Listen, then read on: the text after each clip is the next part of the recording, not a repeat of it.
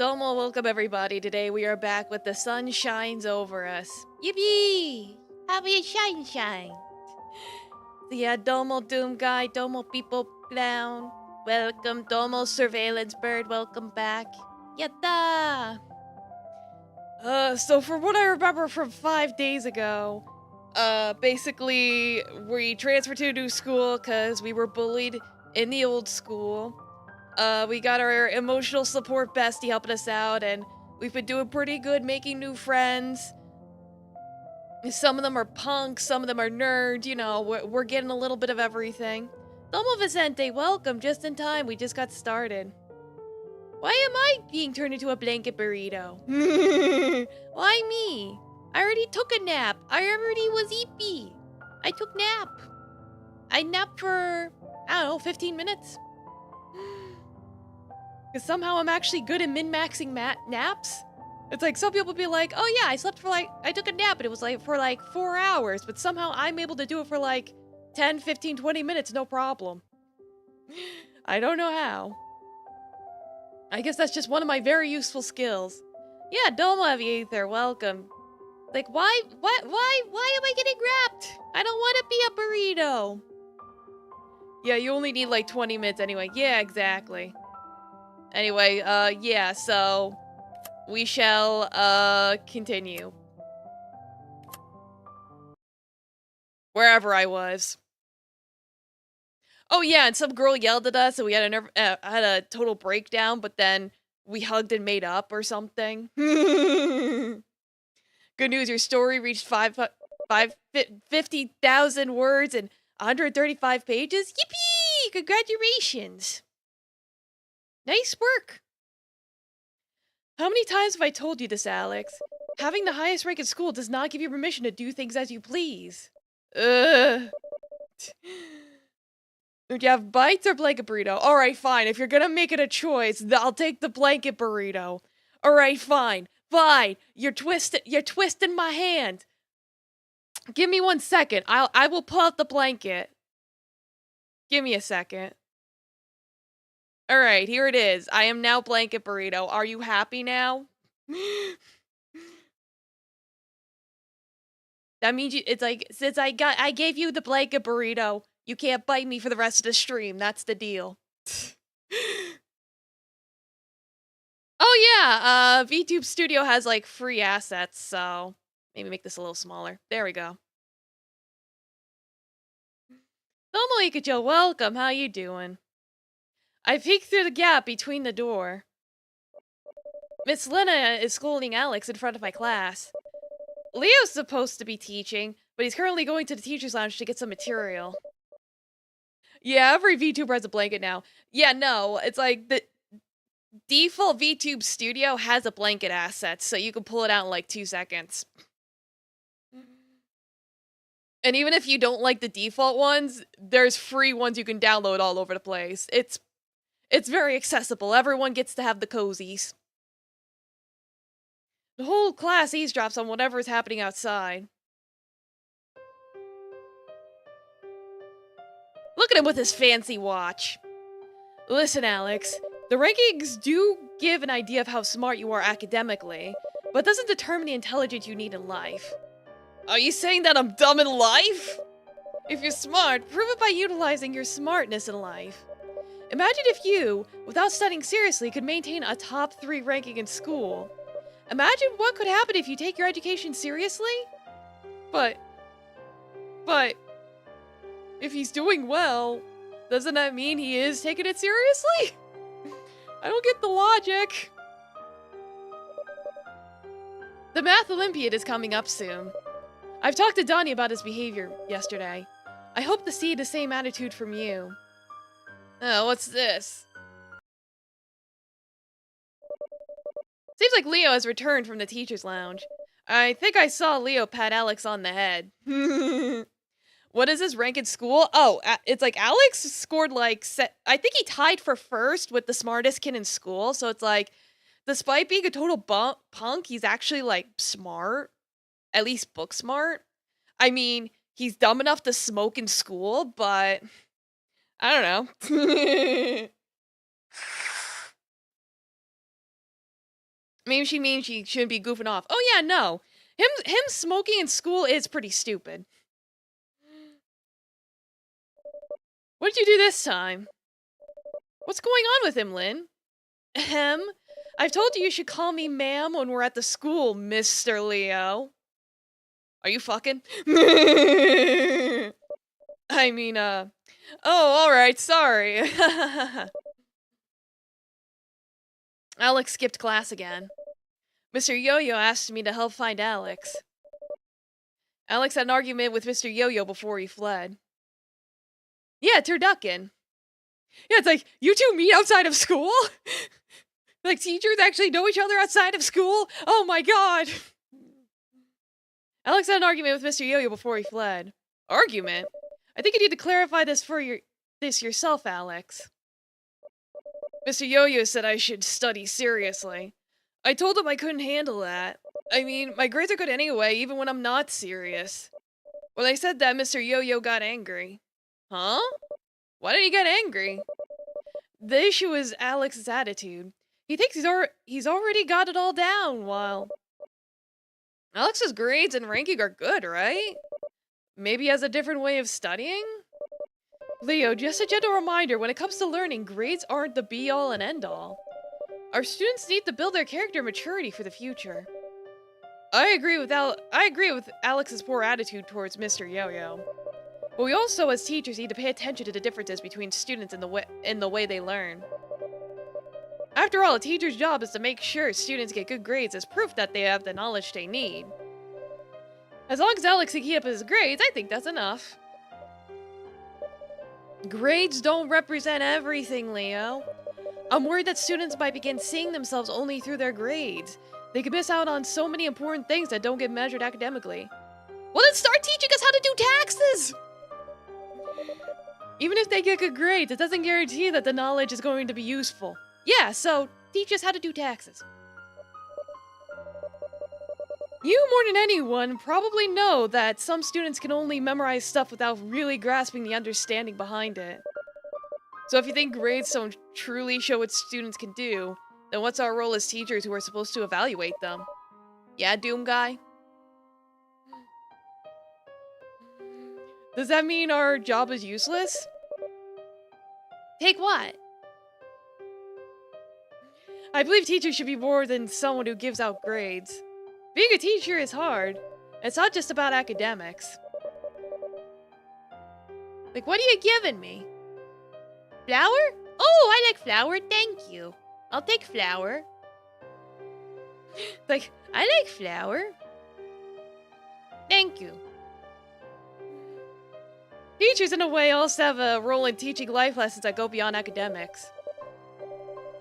Oh, Elden Ring flower. I wouldn't know what that is. I never played the Elden Ring.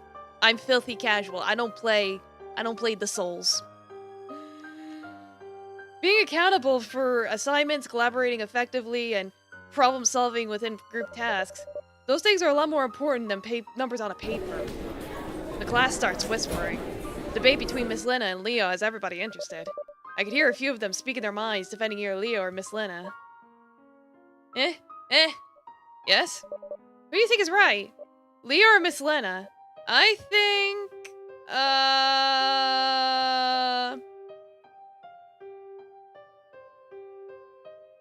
I mean... In general, I see her point.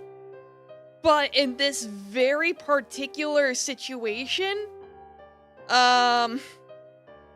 Yeah, it's like they both have a point in this very particular situation. It's one of those things where it's like, if Alex wasn't like taking his academics seriously, that would be one thing, but it's like he gets good grades. However, like she said, it's like he's doing stupid shit like smoking in school, and it's like he could get kicked off the math team if they really want if he kept getting caught for doing dumb shit like that. And he's getting into fights, and it's like... So I get where she's coming from, but on the other hand, I'm like, Yeah, she doesn't have the right to dictate life, so it's like, Leo or Lena? I think Leo is right. If Alex has done what was asked for academically, the rest can follow. Plus, he has shown Yeah. Understandable. Yeah, exactly. Domina see our dude.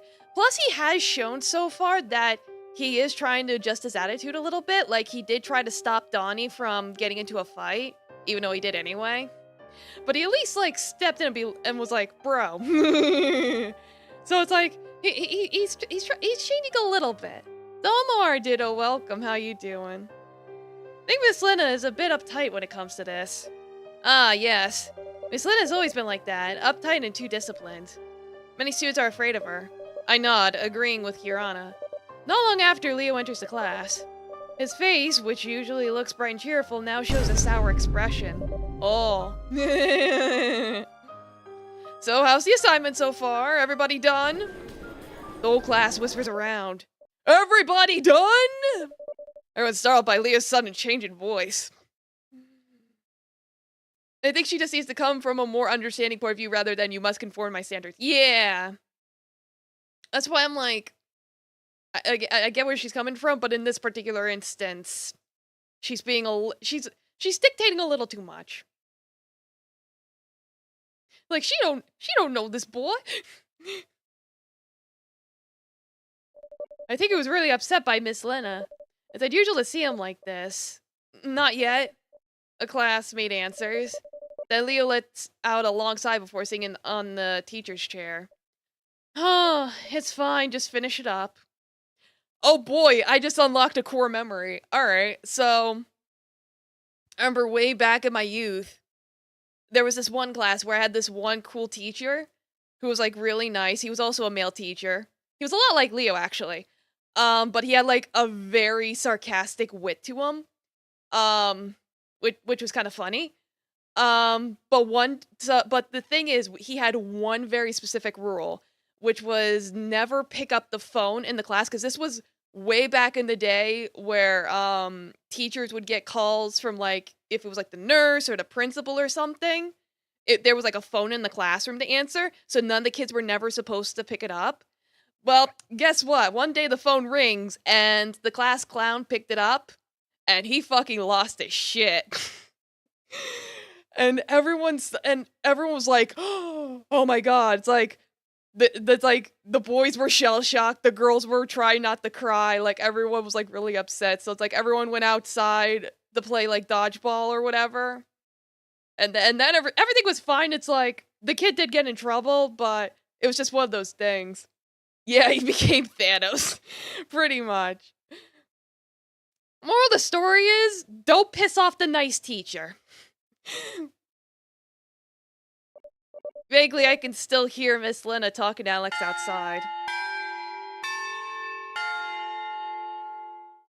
The school bell rings. This time the whole class stays silent. It's unusual. I think they're still wondering about the earlier debate. Leo stands and gives a stack of paper to the student that sits at the front. Hand this out to everyone. What I told you to do earlier, and this assignment, will be your homework. Of course, the assignments weren't handed out just yet because everyone was looking forward to eating. I glance at Ayu, who's now checking Leo's assignment. She then takes a glance at outside the class. Yeah, thanks for the biddy, Javieta. Arigatou gozaimasu. We had a teacher that used to smack the shit out of his filing cabinet with a towel until he had to take it away. Holy shit, what the fuck? Yeah. I'm sure I could come up with a bunch of teacher stories. Some teachers are special. Did I just hear food? It's like everyone's getting ready to go to lunch. The nice teacher snapping you after somehow making them mad. Yeah, it's like, that's why I'm like, don't upset the nice teachers. They're the ones that snap the hardest. I follow her eyes. Alex seems to be standing right in front of our door. Yeah, teacher story hangout stream. Let's go. Yeah, by all means. Yeah, Domo Venom, welcome. How you doing? Hey, Alex. Hey, you alright? You must have heard that whole thing with Miss Lena. Yep. Alex walks closer to Ayu. In silence, I take out my lunchbox and watch from afar. Kirana, who sits next to me, does the same thing. Unfortunately, Alex and Ayu speak so softly, which makes it hard for me to eavesdrop. Like, why are you eavesdropping? I know you're the main character, you gotta know everything that's going on, but why you gotta eavesdrop? Doing great? Yeah, I'm doing great too. I took a nap. I eat. Now I got Banky because people wanted to make me a burrito. So yeah, I'm here now. I look at Kirana. She brought fried rice and sausage today. You know, I was a bit surprised when you told me you brought a packed meal. Yeah! It's been a while since Mom packed me lunch. It feels nice to eat homemade fried rice. The image of Dad's fried rice flashed across my mind. When could I eat Dad's fried rice again? Huh? Huh? It reminds me, my brother once took a leadership course when he oversaw a group of people and he liked to scare them by breaking a clipboard whenever they did something stupid. He brought a box of clipboards. Oh my god, that's fucking terrifying. Why would you break clipboards like that? That sounds like such a waste. Your brother sounds a little scary. Why are you on Miss Lena's side? What if Miss Lena's right? Alex, you really need to change your attitude. I need your support on this, and this is what you say instead? I'm your best friend. Of course I'll tell you when you screw up. Do you think if you're wrong, I'll just ignore it? It's not the right time, Ayu. Imagine you've been scolded and your own best friend doesn't even want to defend you. You're definitely in the wrong here. What am I supposed to do? Ayu and Alex fight loudly. I'm watching them until they glance back at me. I immediately look down, embarrassed to be caught watching them. See, told you! Like, of course they're gonna notice. Instead, Alex walks towards me, followed by Ayu's trying to hold him back. No need to involve other people. Mentari. Kirana. Huh? Huh? Yeah. You two are best friends, right? Kirana and I nod in sync. Yeah, a history teacher, when someone would complain about politics, would say, "Did you vote? No, why? Then shut the fuck up." Yeah, I had a history teacher that was like that. It's like, when someone would say something weird, he'd be like, "Okay, where's your proof?" It's like, "I'll believe you. Just bring in like 2 or 3 articles that support your claim, and I'll believe you." And no one would ever take him up on it. This whole argument is lacking nuance. Yeah, well, you know, gotta have conflict somehow. Yeah, if your best friend needs support, you'll support them, right? But what if your best friend's wrong? You'll still support them? I'm asking them! Whatever, go on then, ask him. What is it then? Alex literally did nothing wrong. Today. It's like, he didn't do anything wrong today. Yeah, history teachers are always interesting. Yeah. No, it's like, I've had some very interesting history teachers. Oh, it's like, I don't know if you were here for this one, but I've mentioned it before. I did have a history teacher who simped for Benjamin Franklin. Like, she was, like, really into him. That was a funny class. If Kirana needs support, I would give it. Hear that? Mentari gets it. Is that so? I'm sorry if I was wrong. Ayu glances at Alex with a look full of worry. Seems like Ayu feels guilty. But that's us. I think you two need to work on something that fits both of you. Yeah, I also make a lot of mistakes anyway. Like, yeah, she folded fast. Yeah, well, you know. I mean, he named one of his kids after your sister because he liked her name. Nice. Ayu lets out a heavy sigh. Yeah. Alex, I'm sorry. Alex stays silent and avoids Ayu's gaze. He looks very disappointed. How many times have you been like this, you? I asked for your help, but instead... I'm letting you know that you're wrong, Alex. Oh no. Alex ran outside of the class. His shoulder bumps Ayu's, almost knocking her over. Ayu looks stunned, just staring at the door. Alex! Alex, no, come back! Our deep, troubled boy! I'll go after him. Okay. Hope everything works out between you two. Ayu nods before going to chase after Alex. Is Alex mad at Ayu? They are best friends, though. I've never been mad at Kiara and vice versa. Bitch, literally last chapter, you thought she abandoned you. But whatever. When we do fight, I'm pissed off at you, Mintari. A familiar voice suddenly rings in my ear. I remember that voice. It was the voice of a close friend I had at my old school. Why can I hear it? Slowly, fragments of my memories start surfacing. A classroom filled with a beautiful glow from the afternoon sunlight. The school bell ring, the excited chatter of students, and the presence of a friend I trusted. Why do you always blame yourself? It's exhausting being around you if you keep on acting this way. Are you trying to be edgy? You're always sad, do you realize that? You always bring a negative vibe. I'm sorry. I can't stand you anymore. I don't want to be friends with someone so negative. Especially when the other kids say you're contagious. Contagious? I'm not contagious, I promise. My therapist told me that, but no one believes me. Even the teachers are tired of you. I'm sorry. I don't want to be a burden to anyone. Your panic attacks or whatever? You make everyone worry with that attitude. I promise I won't get a panic attack ever again. Probably. Your promises don't mean a thing. Mintari.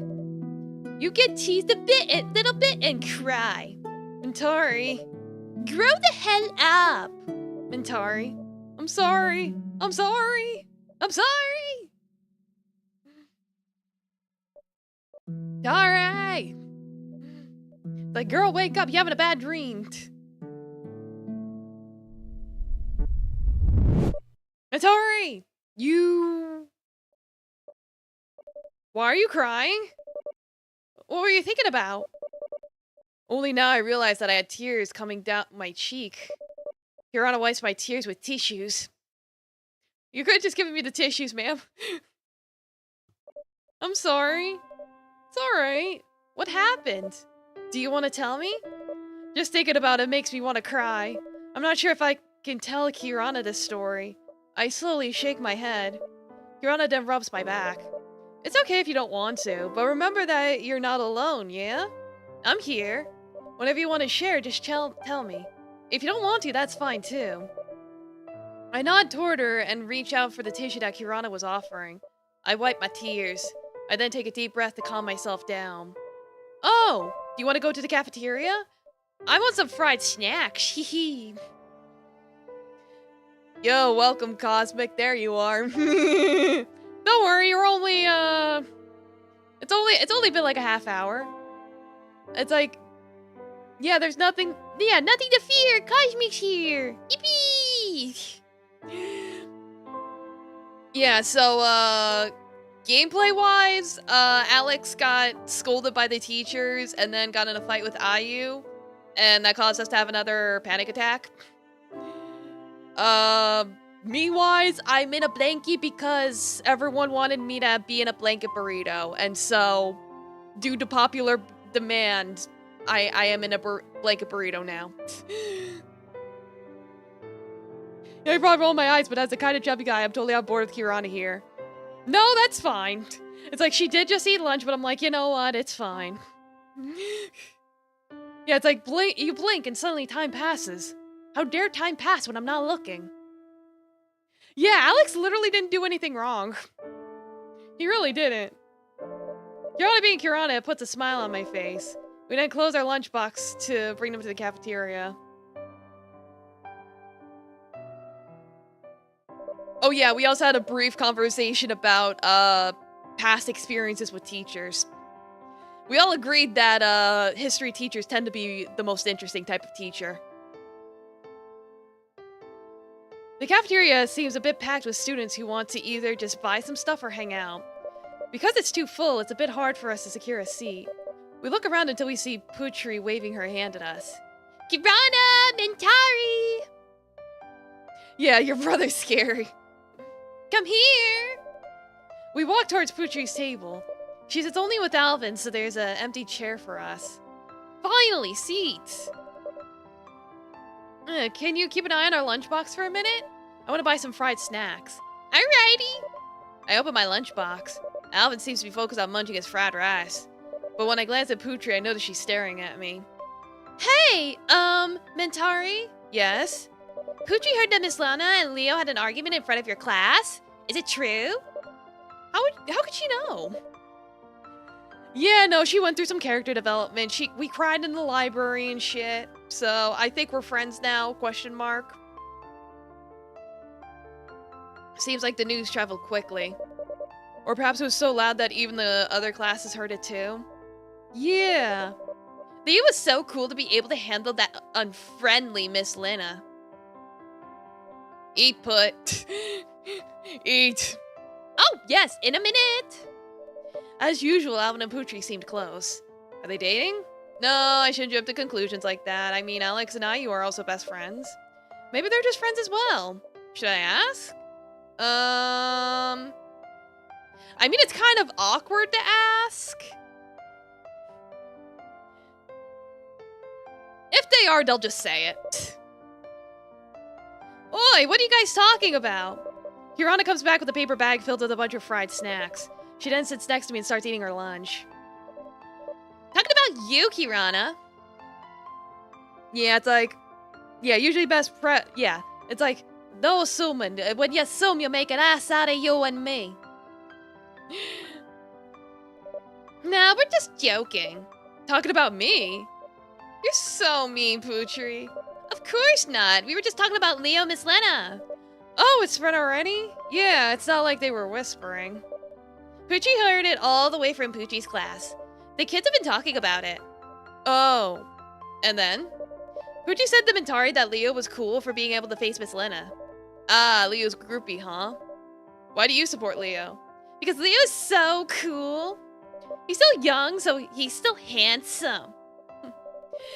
You know what was the actual trigger for the fight, right? Yeah, we know. Something about grades and studying, right? Kirana nods repeatedly. That's why Leo is cool. Not only is he handsome, but he's also brave for going against Miss Lena. Kirana smiles while listening to Putri in her complete fangirl mode. I glance at Alvin. He just finished his meal. I then take a look at my lunch. I've only finished half of it. I continue eating as I listen. Ahem. What is it, Finn? What do you guys think about grades? Like they're important, but not like life-ending. Important? But not that important. There are many things to consider. I think it's important. Very important, duh. How we measure ourselves against others. Life is all about comparisons. It's like, girl, please. What are you looking for in grades? Satisfaction from getting a high score? Luck plays a big role, though. Yeah, it's like, this is true. Sometimes you're like, oh god, I can't tell if it's C or D. 50-50 shot! Are you sure you'll get accepted into university? Meanwhile, these last few years, there have been many students who got placed in the lowest ranks but got accepted into a good uni. So what's rank for? Well, it's a way to measure where you stand academically compared to your friends at the moment. I do think there are many other important things than just academics. Yeah, you get your test back to see it was A. Yeah, right? You're like, was it C or D? And they're like, it was A. What do you mean it was A? Oh. By the way, are the fried snacks tasty? Alvin points to the snack Kirana is munching on. Yeah, you want some? Here. Kirana hands over Alvin a piece of bakwan, an Indonesian fried vegetable fritter. Oh, fritter. At least it's a vegetable.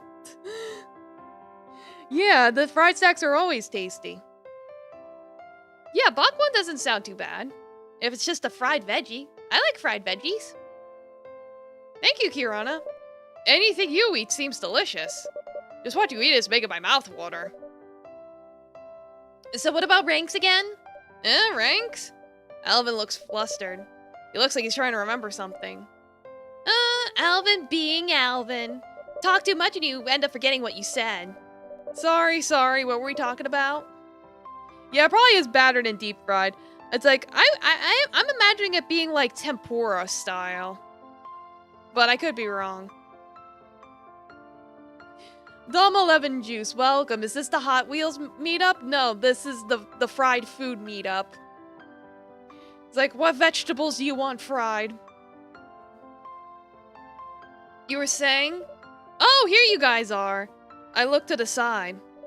You standing next to our table. What are you guys talking about? You guys hanging out without me? Boo-hoo. We were talking about Alex and Miss Lena's little fight. Oh. You want your hops, right? If only. Like, sadly, we don't serve that here. Like, this is underground. You can't tell anyone. Her face turned sad. Seems like she still feels guilty for what happened between her and Alex. You're... Well, this is the fried vegetable meetup. Pick a vegetable. Maybe they haven't made up yet? Has anyone seen him? You haven't met him? No. I asked Donnie, and even he had no clue. What's up with Alex? Let me know if you guys find him. Well, you want to do... Alright, fair enough. You can do that. You could do that in your own little corner, lemon juice. I'm not gonna tell you how to run your life. You like broccoli? I like broccoli, too. Broccoli's good. You can cook it. You can cover it in cheese. Broccoli's a good vegetable. I like it. I need to go somewhere. Alvin, if you see Alex... Alvin nods. Looks a little bit awkward in front of IU. Going to the library? Yeah. Alright, see ya? See what? See you later. I'm just gonna go to the library, though. Alvin left. Kira chuckles, proud of her prank on Alvin. I look at IU. She's checking her phone. Maybe she's trying to find Alex by texting others. Man, Alvin! Alright, I'm sorry. Alex got upset because he got scolded?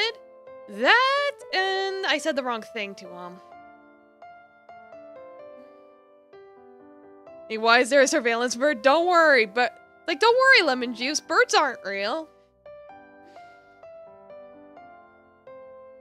Yeah, it's like, life is soup. I am fork. Help. How do I soup? I'm at the soup store, and all I'm trying to buy forks at the soup store. Man, I'll look for him too then. School's pretty big. If we work together, we'll find him quicker. Thank you, Kirana. Poochie can't join because Poochie needs to finish Poochie's biology assignment. So Poochie can't help this time. It's okay, Poochie. Finish up your assignment first. Mentari, you want to join us? Yeah. Sure, why not?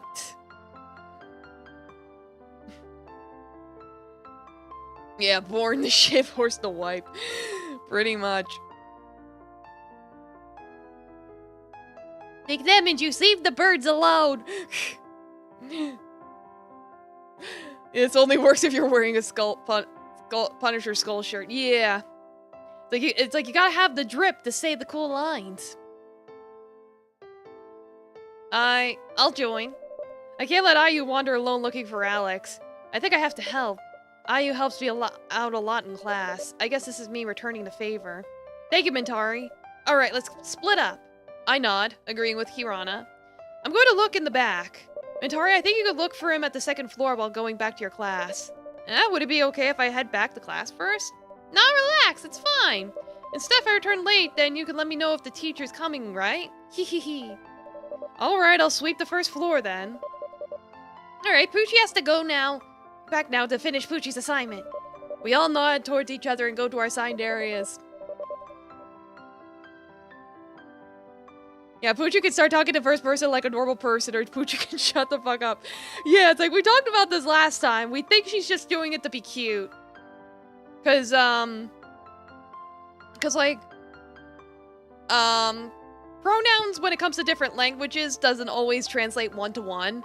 And in some languages, referring to yourself as in first person is considered cutesy. So, is it annoying? Yes, and I think that's kind of the point, is that she's trying to forcibly be cute.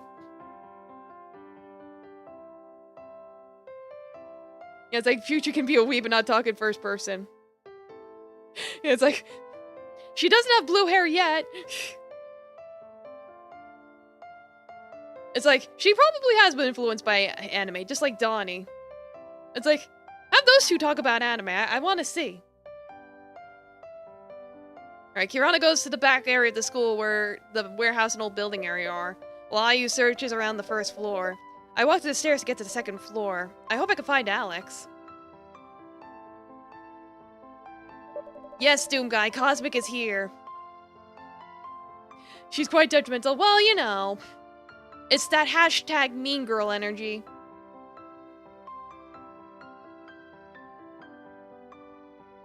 Yeah, good luck wrapping each other in blankies.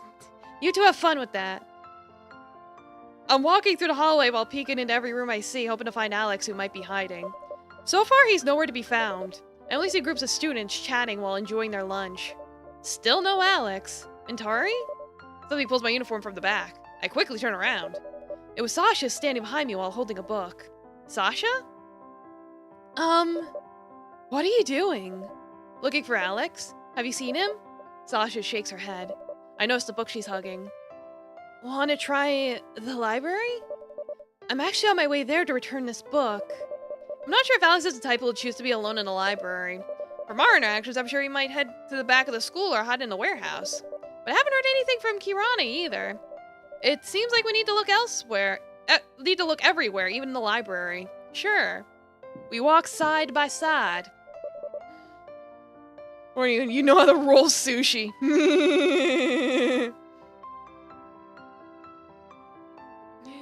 Why are you looking for Alex? Is this because of what happened earlier? Ah, Sasha already knows. Domo, hapless goblin, welcome! Thank you for the 25 biddies! Arigatou gozaimasu! Welcome, how you doing? Ah!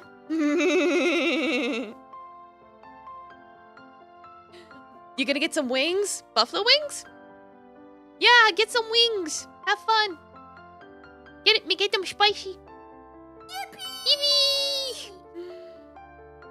I think we'd all agree that Sasha's a potato.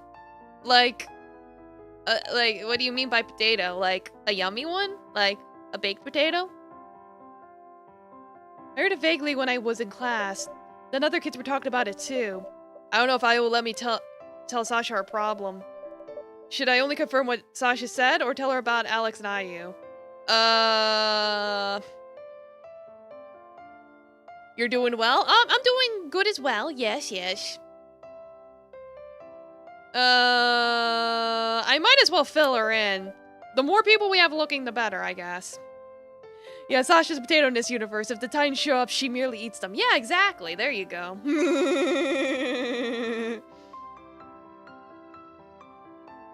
Oh, Batui, but misspelled. Oh. Yes, the whole gang's here, basically. Alex had a fight with IU, and then he left not knowing where he was going. I should tell Sasha what happened. After all, she helped me find Alex by asking me to join her to the library. Sounds complicated. If I went missing, I wonder if people would look for me? Eh? Or had the chance to ask what she meant, we were already in front of the library. Yeah, lemon juice is here too. Like I said, the whole gang's here. Sasha and I enter. When we step in, we hear a familiar voice from afar. Not like that, let's follow the equation first. I'm trying to remember whose voice it is. I think it's... Alex? Oh, they're doing tutorings! Wowie! Try and expand the equation first. It'll be easier this way. Like this? Yeah, now all you need to do is solve A and then solve B. Oh, like this? Yeah, that's right. Man, the teacher makes this sound so complicated. You, however, make it so easy. I mean, like, duh. It's Alex doing the teaching, yo. I already know all the tricks. We should just make you the math teacher, honestly. Nah, man, I'm not interested in that. Like when that one friend says something dark out of nowhere. It's like, don't worry about it. That's totally not foreshadowing or anything. It's sniffer hours. I rushed to Alex. Alex! Alex, Alvin, and Aditya, a lot of characters whose names start with the letter A, turn to me. Oh, hey, Mintari. Rare to see you here in the library. Mintari? It's rare to see you, Alex. Shush. The library who was serving Sasha hissed loudly, telling us to be quiet. Sorry. Mintari, help me out here. Teach me algebra. Algebra? This kid's in the 11th grade and basic algebra still confuses him. You want to help Aditya with the problem he's working on, Mintari? I want to help. I'm good at algebra. Yeah, the A team. Basically, it's like, wait a minute, like almost all the guys start with the letter A. I think Donnie's like the only one who doesn't. Well, this is my chance to learn. I should help Aditya and the others. I nod with confidence before looking at the problems and answers in Aditya's book. If x minus negative 10 equals 2, then x must be 4. No.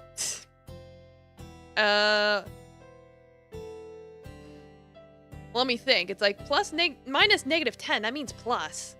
So it's a negative number.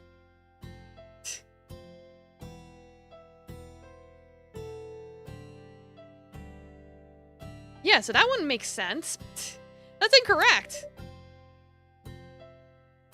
Negative 8x equals negative 2 if x is 1/4.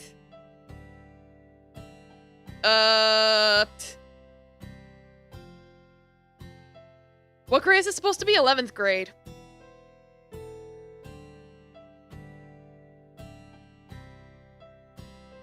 I want to say correct? If 3x equals 12, then x... Yeah, that's correct. Whoa, thanks!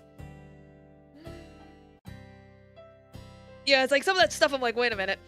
But I think I got those right, I think. You're welcome. Oh, yes, Alex. Yeah? I was looking for you. Damn! I forgot all about that. Shush. The librarian shushes us again. I take out my phone. Can I tell Ayu you're here? Alex doesn't respond. After a second, he nods. Huh? What's wrong with Ayu? You didn't tell me. Curious, huh? Yeah, just put in C. C for correct.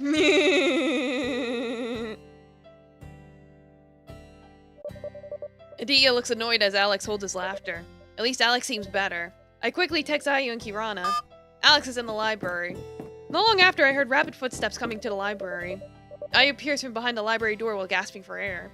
She then walks towards Alex. Huh.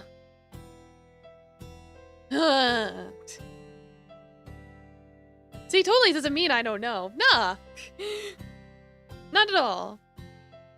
Alex. Hug. I was like, oh. Alex, I'm sorry. Ayu? I didn't mean to hurt your feelings. I just want both of us to grow into better people. I'm sorry I said it the wrong way. I should have been more sensitive when you needed support. It's not your fault, you. I was the one who ran off. I understand what you meant. I'm sorry. It's on me. Yeah, exactly. Ayu and Alex hug for a bit before Ayu messes up Alex's hair. Oi, what are you guys talking about? Don't randomly run off again, okay? It's a goddamn hassle looking for you. Okay. My hair. Just use a comb, dummy. Baka. Ayu and Alex are back to how they were. I look at them and can only smile. I feel happy looking at the two of them on good terms again after a fight. I hope Kirana and I can also recover quickly like that if we ever got into an argument.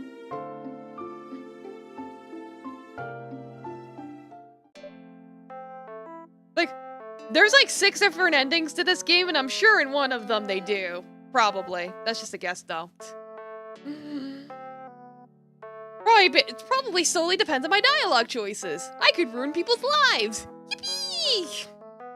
Mintari! I'm looking for where Dad's voice is coming from. He stands beside his car parked in front of the school. It's weird seeing Dad waiting for me. It's usually the other way around. Dad! You finished early today? Yes, that's why I could make it here early. How long did you wait? Dad messes up my hair softly. Don't worry about it. I want to know what it's like at the end of the day at this school anyway. Where's Kirana? It's her turn to clean up the class after school today. Dad nods. Yeah, Dad. He then opens the passenger side door, welcoming in. My most beautiful daughter, please come in. I chuckle as I enter the car. Dad seems to be in a good mood. After I close my door, Dad circles around the back of the car and gets in the driver's seat. Do you want to eat out or at home? You're not working tonight, Dad? Nope, my job is done for today, sweetheart. I smile widely. It's so rare to see Dad having free time like this. Finally, I can spend some time with Dad. I want your special fried rice. All right, then I'll cook it for you. You sure you don't want to eat out? There's a new restaurant in front of our complex. They say the steak is good. Your fried rice is better. Yeah, I'd rather have fried rice over steak. Haha. All right, sweetheart. Dad pats me on the head before starting the car. He carefully exits the parking space. Oh, we missed the green light. The traffic light turns red as our car is about to cross the intersection. Dad pulls the handbrake and turns to me. How's school, sweetheart? Everything all right? You could tell me or ask me anything you want, you know that? You rarely tell me anything. I droop. Actually, it's not that I don't want to tell him anything, but Dad seems very busy these last few days. Maybe he's busy because he wants to finish his job quickly so he can have some free time, like now. How about chopped steak mixed in the fried rice? No, you know. I'd rather have like chimkin or shrimp. You telling me a shrimp fried this rice? Yeah, you have some fries?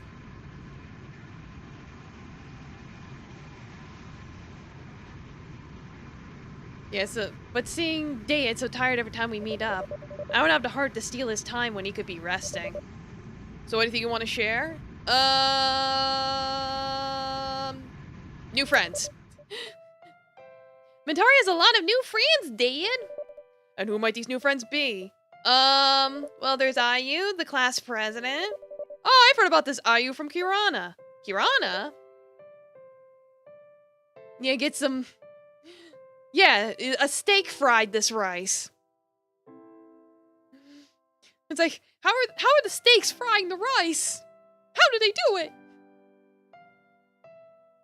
2 hot chimkin noodles. Yeah, I like to mix noodles and rice together. Like, in fact, it's like... The last time I got Chinese, I got lo mein and rice. So I just mixed them together. And ate it that way. When did you speak with Kirana? I think it's been a while. What is this Ayu person like? Ayu is kind, helpful, and responsible. She seems more mature than most of my classmates. Ayu is also friends with Alex. Alex? I paused. How do I describe Alex's situation? I'm worried that you'll tell me not to be friends with him because you know he's an asshole. Alex, the number 2 rank who's tied with Alvin, right? I've heard from Miss Lena. She said that they're the 2 brightest students in your class. You and Alvin know each other? Yeah, that's the one. And yes, Alvin and I are friends. We've talked a couple times and he helped me out a few times too. He's a bit quiet. Like you. Yes, hee hee. Yeah, freaky rice for when you're feeling extra frisky at the Chinese restaurant. Oh yeah, and General Toes. I mixed in General Toes with it too, so it was like 3 different things all mixed together. It was a Chinese chimera.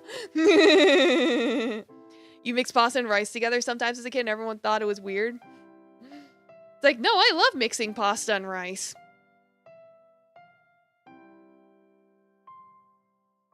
They taste differently, of course, but it turns most people don't care about flavor. No, I like the texture. I like texture. You mix all of your food? Yeah, it's like, I'll mix my food sometimes. It depends on the food, but I do like to mix my food. Whose diet is cursed? Mine? It's like, is mixing food cursed? Like, no, CR dude, it's like, I'm telling you right now, mixing your food is actually kind of normal, depending on the food. I say that with an asterisk. Yes, hee. Alvin also has a friend named Poochry. I'm also friends with her. Poochry is sociable and trendy. I want to be like her. Wow, seems like you've made many friends. What about the student council president? You know him too? I think I saw him when I first dropped you off at school. That's Adia! I'm also friends with him. He's kind of loves to help people. Yeah, see, you're not the only one that mixes their food. Alright, give us some examples then. What do you mix your food with? What do you do? Like, I'll mix my corn with my mashed potatoes. It's the only way I eat corn mashed potatoes, is mixing them together. They're going to the same place. Never mind my food into its constituents and eat them individually like God intended. Yeah, right? Especially when it comes to helping Sasha, a friend of ours who's often sick. I'm glad to hear this. You have so many friends now. You also look like you're enjoying yourself, unlike before. After waiting for the red light, it finally turns green. Dad drives carefully until we arrive at home.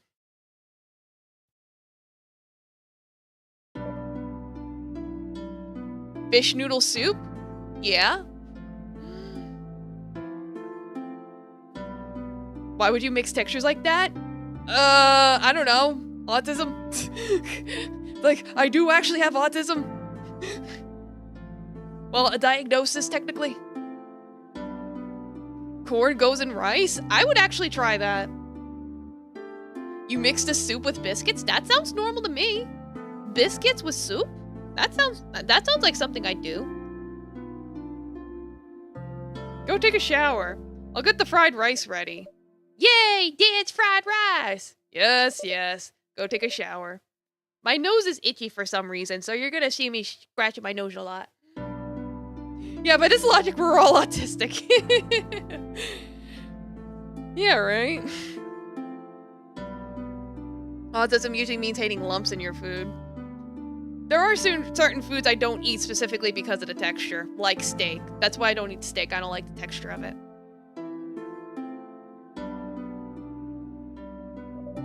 I put my school bag on the edge of my desk. Then I take a quick shower and put on my comfy clothes. As I'm drying my hair, I check my phone. There's a text message from Mayu. Thank you for helping me find Alex. I smile. I replied with, "You're welcome."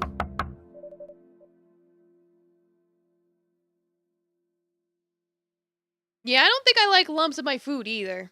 Well, it depends on the lumps. It's like, what kind of lumps are we talking about here? Cheese lumps? Yes. Non-cheese lumps? No. You throw your sandwiches into a bowl of milk and eat like cereal? Okay, that is a little weird. Just a little bit. What kind of sandwich? Corn mashed tater sounds like the corn would burst your mouth like eyeballs. Yeah, that's what I like about it. It makes it easier to eat.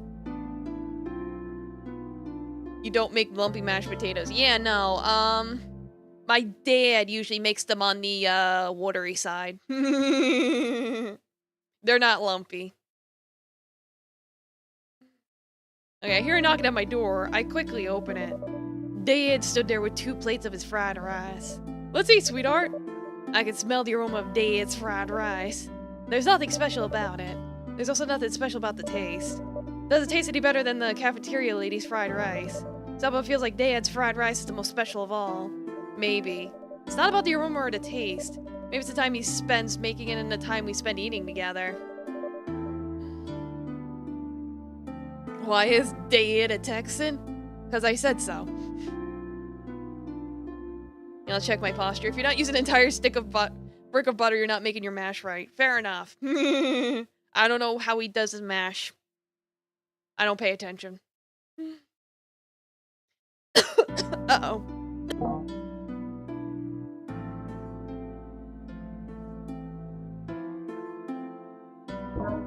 Itchy throat. I'm okay.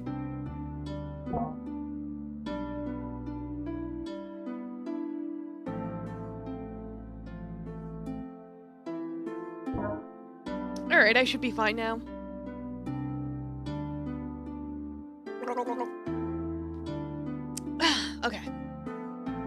Yeah, if you can't taste the cholesterol, you ain't doing it right.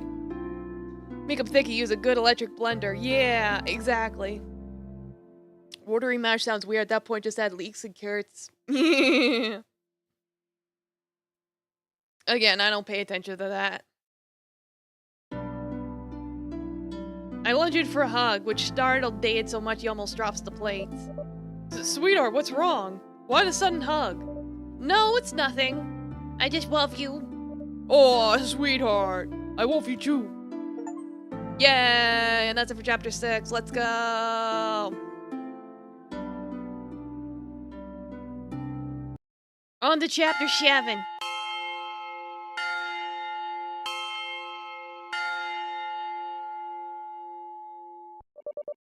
Since the bell's already rung, today's class is done. Have a good lunch. Miss Lena leaves the room. Everybody ties their desks and prepares for a break. Everyone, don't leave just yet. What's going on, you? The student council has an announcement to make.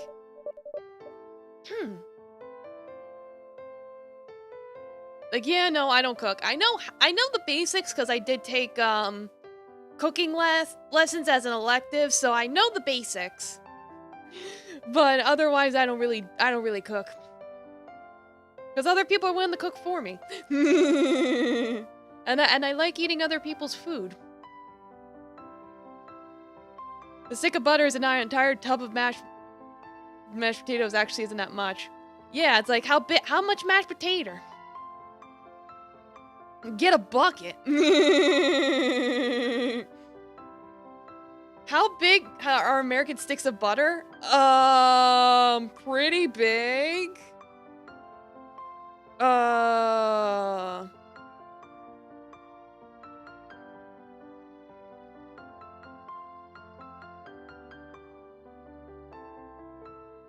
It's going by US liquid gallon. Let me see. Can I convert this into something that a European can understand?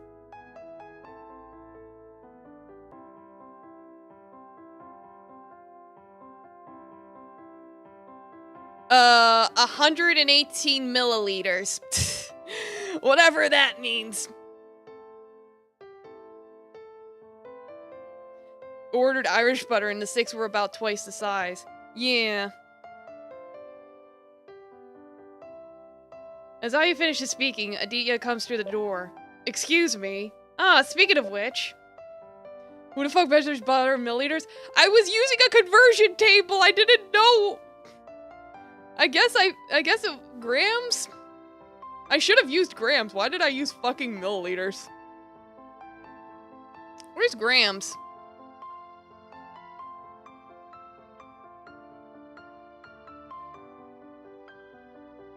Okay, according to Google, 113 grams.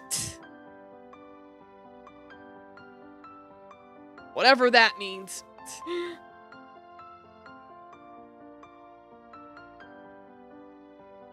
Yeah, milliliters is the volume measurement. You don't mess. I don't know. Yours is like 200. I guess we're more conservative about our butter then. Weird. I don't know. Get in, Aditya. Aditya enters the classroom. Sasha and another student I don't know get up and stand behind Aditya. They all walk the stand in front of the whiteboard. Good afternoon, everyone. The Irish butter is 227 grams. Wowee. We, members of the Student Council and the Arts Performance Week Committee, have an announcement.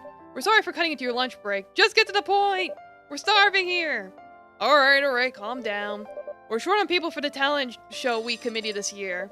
We've recruited all class presidents to be members, but we're still short. That's why we're here to ask for volunteers from each class to help us prepare for this annual school event. Later you'll get a certificate and experience art performance. Ah, that heckin' shrinkflation. Alright, yeah, so Europeans love their butter, I guess.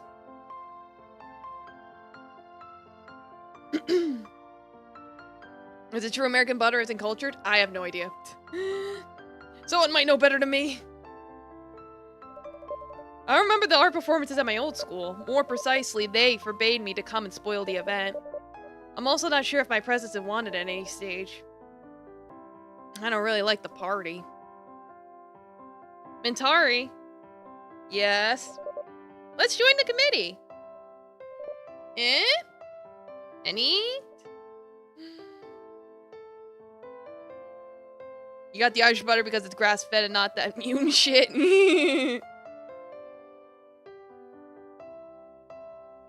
Yes, yes, lemon juice. We know you like the butter. It's the old Danish proverb, det smore der gordet. I probably said that completely wrong. Is there any part of her school that didn't traumatize her? No. Literally, it's the butter that does it. Okay, well, there you go. Our butters that read books. No, we never teach the cows how to read. Why would we? Yeah, it's true. American butter is trash. Yeah. It's pretty generic. Unless you get, like, the fancy shit. Yeah. It'll be fun with other friends. Sasha seems to have joined in. If all the student leaders join, that means IU is in too. Why not? Be a committee member. Sounds exciting. I've never been part of any committee before. Maybe if I volunteer, I can change. Maybe I could be useful to other friends. Let's join. Yeah, nice thinking, girl. Be assertive. Kirana raises her hand high. Adia! Yes? Any questions? Mintari and I want to join. Adia smiles widely. Sasha also looks happy. Great, thank you. Sasha takes notes in the book she brought. Does anyone else want to join? The class starts talking amongst themselves, but eventually everyone fell silent. Alright, if no one else wants to join, that's all for us then.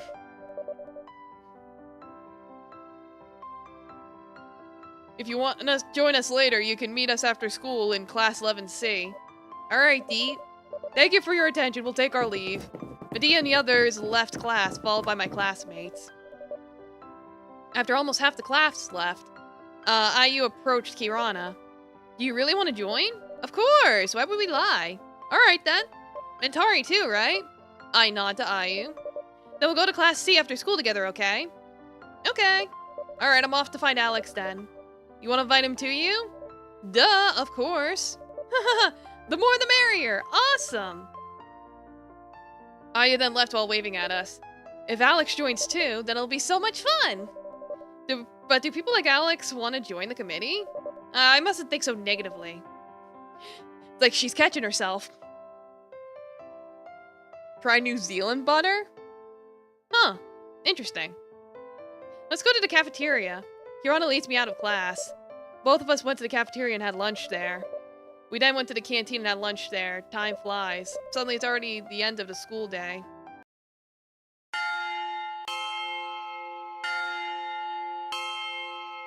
Bing dong bing bong.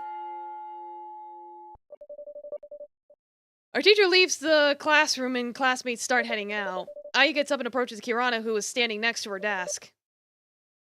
Let's get out of here. Are you done tidying up, Mintari? I put my last book into my bag. Yeah. Alright, let's go then. Off to do things. Yeah, I don't think anyone misses a school bell. Class C, which was used as a gathering space, was quite crowded with student leaders and volunteers from each class. Yeah, IU rushes over to Alex, who's already sitting in the corner with Donnie, while Kirana and I are still looking for a seat for us. Oh, Domoper, welcome. Yes, pet kitty. Kitty gets to be snug under the blankie. I'll still hydrate. I'll do. But you can have both. No worries. Yes, Domoper, welcome.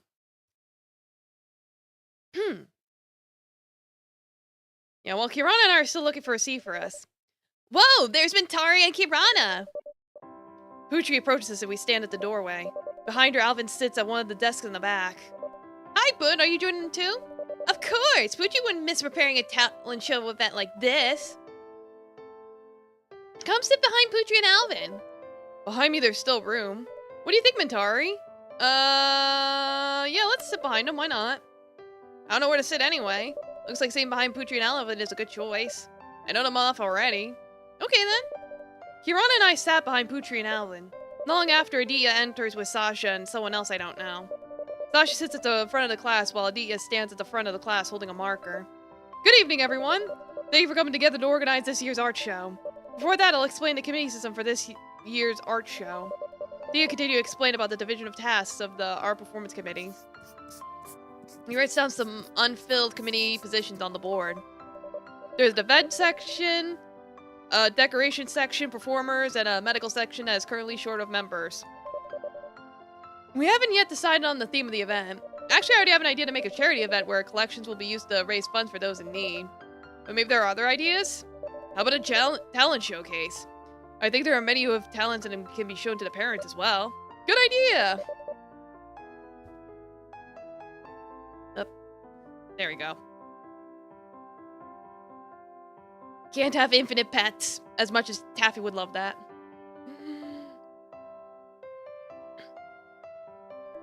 Any other ideas? I think academic events are good. We can showcase our school's achievements and invite junior or primary school children to come. The proposal will also pass early if it's related to school administration. Agreed, agreed. Yeah, he's so cozy in the blankie. This proposal will be the most challenging. Any more ideas? The whole room whispers to each other and then falls silent. So the choices are between charity, talent, or academic. Should we try to vote on the choice of this event? Aditya starts writing the choice of the event on the board. Charity. Raising funds and giving it to those in need seems very noble and fun to do. But a talent show is definitely more fun too.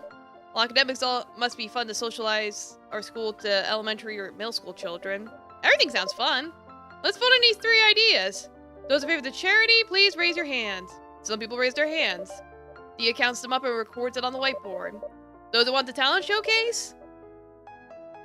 A different set of people raise their hands. How about an academic showcase? Another set of people raise their hands. How come the count's all the same? Who hasn't raised their hands? I haven't raised my hand yet because I think everything sounds good. I don't know which one to pick. I don't think my opinion is valuable anyway. Mintar, you haven't raised your hand, haven't you? Cold sweat began to break out my skin. I didn't expect that I would be asked directly like this. Which do you prefer? Charity, talent show, or socialization? Let's go with charity. Got an achievement, yippee! Okay, anyone else not vote yet? A couple of students raise their hands and vote their choice. After tallying up the votes, Aditya announces the result. Well, given the results of the vote, this year our school will hold... Talent Showcase! Cool, my vote didn't fucking matter. Since it's a performance event, I think it's best to showcase the talent to the parents. Everyone gets to showcase their talents and skill on stage. Well, I'm sure secretly, whoever suggested the charity thing, I probably got an affection point with or something. But in terms of the story, it didn't matter. It'll be fun! Next, let's divide the committee positions. We've divided some of the student council members, the rest you can choose. Me! I'm any part of the event team! I'll be a medic! Class begins to debate for different positions. I stay quiet. I better wait for any remaining positions. I don't take positions that others want. What's left is our performers. Later, we'll ask around the school, but we could try to form from this group first. Anybody want? Me and Donnie want to do an acoustic show. Can I be the host? Greta raises her hands enthusiastically. I want to be the MC as well! Ooh, a lot of takers. How about the rest of you? I need a vocalist. Does anyone want to sing? How about Mintari? I turn to Kirana. She winks, confusing me. Mintari hasn't volunteered yet, right? I don't know if I can sing. Relax, I'll train you. Okay, Mintari's in. Just like that, my name was recorded on the blackboard. I wanted to protest, but I didn't have the courage to. Ayu, Alex, and Kirana gave me a thumbs up. Adia then explains the system of the talent show committee again. I try to follow, but my head fills with a lot of questions. Can I be a part of this? Why did I say yes to the invitation to be a committee member? Why didn't I just refuse? How could someone like me help? What's wrong, Mintari? Kirana looks at me with worry. Maybe talking this out with Kirana will help calm me down. I'm not sure I can organize well. Should I just resign now? Resign? No, don't! You're here already. I'm sure you could do it, Mintari.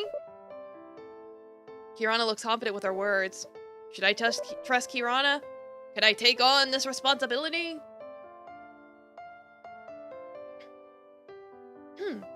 Yeah, picking the choir girl as a vocal is such a troll. Yeah, it is. If you don't believe in yourself, trust in me to believe in you. Okay, Kamina.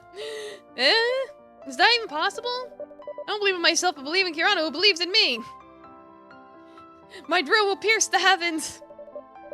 It sounds funny and confusing, but it works. Should I believe in Kirana? Believe in Kirana! Yes! Believe in your emotional support, bestie! Yeah, it's a little rude, but...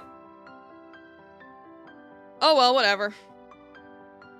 If our best friend is pushing us to do it, she has her reasons. We'll just go with it. I may not believe in myself, but I believe in Kirana who believes in me. Yes, I believe in you. That's the way! Here's a good tip. Don't boil the potatoes. Bake them. Mash them from baked potatoes and butter. Alright. That's the way! Alright, everyone. Please sit with your respective groups. Later, we'll collect the results of your discussions. If it's too late, we'll continue tomorrow. Please get together and discuss.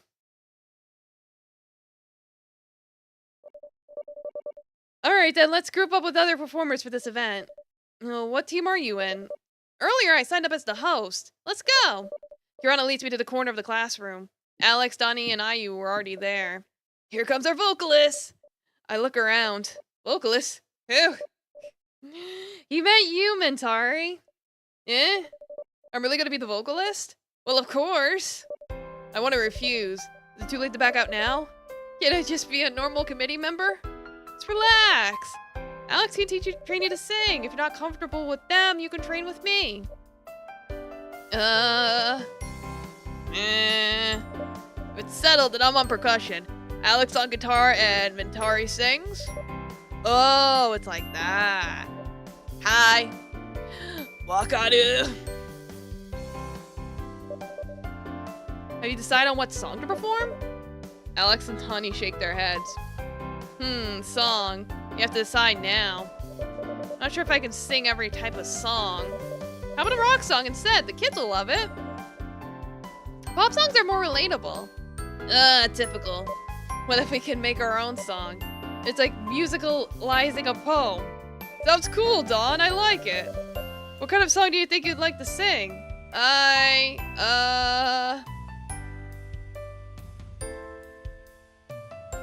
guess we'll try the original song. What's the worst that can happen? We fuck up? Yeah, Mintari's first public speech. At least with an original song, no one will know if we're fucking up. Make up your own song. I've got a couple of poems that I've written. Maybe I could show it to others this way. What about an original? I like to write. That's great. We could use one of your writings. Whoa, Mintari likes to write? That's cool. What did I say? So you just need to decide on a theme for the song. I think I have to match the theme of the event, the decorations, etc. Then how about we list the songs first? Alex and the rest start discussing. I only listen because I don't know many popular songs. They look very enthusiastic about the preparation of this art performance. I just pay attention to them and smile.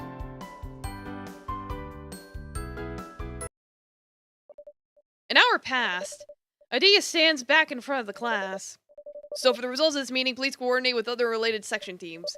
For example, the budget can be coordinated with the treasurer. For the results, please type what is needed and put it in the drive that I sent to the committee group chat. You got it, boss. Thank you for participation. I hope we can all work together well. It's already very late. Let's end the meeting here. I'll let you know in our group chat when we'll meet next. Have a good rest, everyone. Hooray! We're free! Everyone left the room one at a time. Kirana, who was sitting in it with her team, came back to me. Getting picked up or taking a scooter taxi? I'll order a scooter taxi. Dan's working overtime. Oh, be careful, okay? Mitari!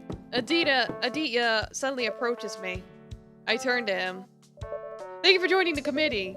Your attendance really helps when we're short on people. You're welcome. Alright, time for me to leave. Take care, Deet. Thanks. Deet leaves me and Kirana. Come on, we have to go home too. I nod and follow her to the front of the school. Mentari? Oh, you're sleeping already. Constantly working overtime is so exhausting. Oh, right. Hello, sir? Sorry for calling so late. Have you slept yet, Kier? Not yet, sir. I'm still doing homework. I'm sorry. I'll call you tomorrow then. No, sir. I'm having a break. How's Mentari in school? She's fine. We came home pretty late because of the talent show week committee meeting. Yeah, she asked me if she could come home late. The other kids have been nice to her, right? Yeah, they're good, sir. All Mentari's friends are on the committee as well. Such as Aditya, Alvin, Alex, Donnie, Ayu, Sasha, Putri. Yeah, literally half of our friends have names start the letter A. My goodness, we're got quite the collection. All of them are Mentari's friends? Yeah, that's a lot, right? I know she's got friends, but I didn't expect she would have that many. Yes, Mentari is a good girl, so yeah. Dad? I'll talk to you later, Kier. Mentari's waking up and calling me. Alright, sir. That's a creaky door. Finally came home, Dad? Yes, sweetie. Just go back to sleep. Who are you talking to? Oh, it's just work. You go back to sleep already. Alright, Dad. Oh, that was a short chapter. It's like chapter 6 took like an hour, chapter 7 only took like 20 minutes. Mentari! While ordering fried food, I turned my head towards the source of the voice. Alex and Ayu were sitting together at a table. They called you, go. What about the food? I glanced at my order, which is still being cooked. Perhaps it'll take another 5 minutes until it's ready. I'll come later with the fried food. Okay, then here's the money.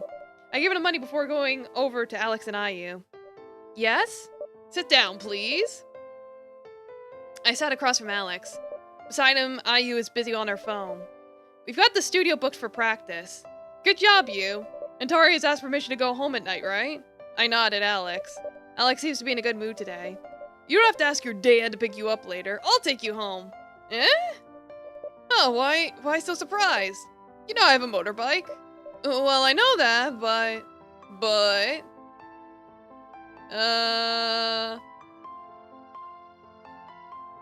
It's like you wanted to make things easier on your dad. Actually, I asked my dad to pick me up, but I feel bad refusing Alex's offer. It's nothing. It's just... Ayu puts down her phone and smiles at me. Mentari usually gets picked up by her dad, right? I nod. Well, that's a shame. I've always wanted to know where Mentari's house is. Ayu pats Alex's shoulder. We can go to Mentari's place next time. Oh, right, we could come over to your house sometime. Mentari? Eh? Any? None of my school friends have been to my house before except Kirana. None of the students at my old school ever asked about it either. Does Ayu and Alex already consider me a close friend that Ayu asked that? Doesn't mean to be now. Chill, right, Alex? Yeah, just relax, Mentari. For some reason, hearing that makes me relieved. What are you guys talking about? Kirana comes carrying 2 paper wrappers filled with warm fried food. I took one of the packets I ordered earlier. Oh no, I was just discussing that Alex and I wanted to go to Mentari's house. Oh yeah? Kirana sat down next to me and ate her fried food. I haven't been there in a long time. Ah, that's right. Since attending school here, Kirana has never been to my house again. Kirana used to come and calm me down when I was sad. She would cheer me up with movies and we played games together. But since entering to school, I never asked her to come again. Does this mean progress? Question mark? Let's go to Mentari's house sometime. You don't mind, right? I nod while eating my food. Oh right, where's Donnie? About him. He's already at the studio. He's skipping class? Kirana's scream made the whole cafeteria look at us. Kirana paused in embarrassment. Yep, he booked the studio for us and is now standing by there. Oh god. You know that he won't listen to anyone. Donnie's skipping class, huh? It does fit his image at school, but it's rare that Alex didn't go with Donnie. It's rare to see you not with them, Alex.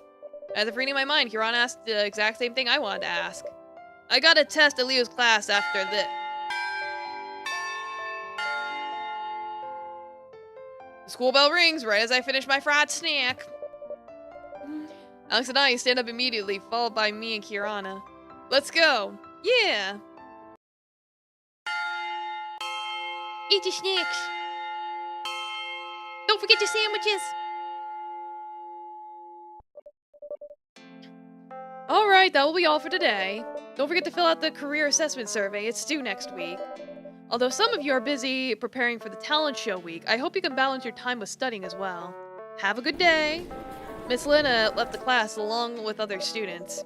Outside class, Alex stood waiting while holding 2 helmets. Or helmets. Helmets in this case. Helmets. Typos. Let's go. I look at Kirana. Kirana should come to the studio as well to test the sound system that will be used for the talent show week.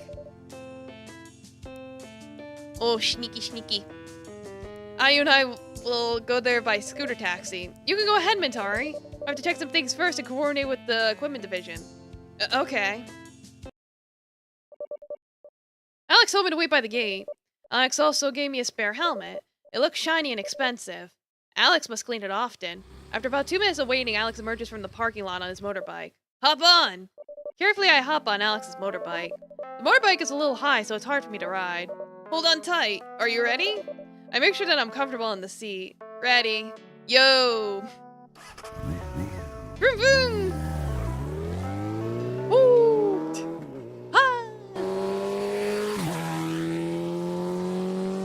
It's like, you don't have to be eepy, you just have to be cozy. Alex drives his motorbike very fast. Like the wind, we travel through the streets and between other cars and motorbikes. I've never ridden a motorbike this fast before. Man's got a need for speed. Is Alex not afraid of getting a ticket? I glance at the motorbike's left rear view mirror. Alex seems to be enjoying the ride. The longer we go, the faster. I have to, hold on for dear life! If I don't hold on, I might fall off. I have to hold on to Alex. Yes, I knew this was good. It's like, I had a sneaky feeling holding on to him would get me a CG. I had a very sneaky feeling. Like, am I accidentally romancing the punk? I probably am. Oops. Welp, I did say I was just gonna play this organically. So wait, is each ending based on which friend you have befriended the most then? I wonder. Well, we'll find out. What's wrong? I'm scared I might fall. Hold on tight. Playing organically means romancing the punk? Not intentionally, but this is the consequences of my actions. Yeah, it's always the motorbike scene. I hug Alex tightly. Then Alex drove his motorbike faster. I swiftly overtook the cars blocking the road. What do you think? I'm good, right? Sweat poured down my temples every time Alex overtook the car. I'm scared he'll accidentally nudge or even bump into something. But Alex doesn't look worried at all. Just like the first day. It must be Alex who slipped past Dad's car on the first day of school. Are you scared? Alex slows down his motorbike. Sorry, Mintari. Well, I got an achievement, so pog. Once we arrive at the studio, Alex parks his motorbike. I hop off and return Alex's helmet. Mintari, Alex, over here! After being greeted by Donnie at the parking lot, Alex and I went straight to the studio. The room's rather small, with carpet surrounding the walls for soundproofing. Come on, let's start! Hold on, Don, need to catch my breath first. Alex sits on the floor and pulls out a water bottle, which he downs. Back you up here, you can't hear you.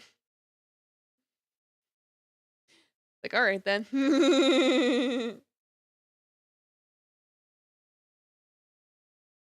There, that's my response. Take a close look at the room. There's an acoustic guitar, Cajun drums, bass, organ, and of course, microphones. So much equipment. What's wrong? Is this your first time in the studio? I nod. So many musical instruments. I don't know what Alex and Donnie can do. Obviously, I can't play musical instruments except recorder and pianica. Alex, Ayu, and I are regulars here. We jam here quite a lot. You know jamming? Play music together, right? Hi! That's correct. Alex puts his water bottle back in his bag. Then he stands up and takes the acoustic guitar. I usually play the guitar. Donnie plays the bass.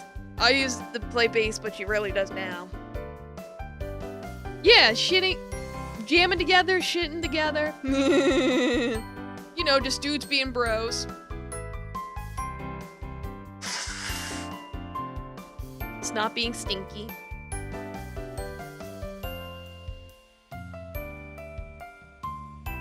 But no EPs yet. You can EP after I'm done streaming. I used to play bass, but she rarely does now. Oh, I see. I nod thoughtfully. Oh yeah, about the song you chose. You want to make a song from your poem, right? You have the poem with you? I have it in my bag and take a page out of my notebook. Like, quitter. Like, no quitting. Stay awake. I stare at it for a while. Should I hand it over now? What if Alex and Donnie laugh at me? What if they think my poem is lame? I shouldn't have asked them to musicalize a poem like this. I was wrong. I should have... Here, let me look at that. Donnie quickly snatches the paper from my hand. My face feels hot from embarrassment. Donnie reads it with a serious look on his face and hands it over to Alex.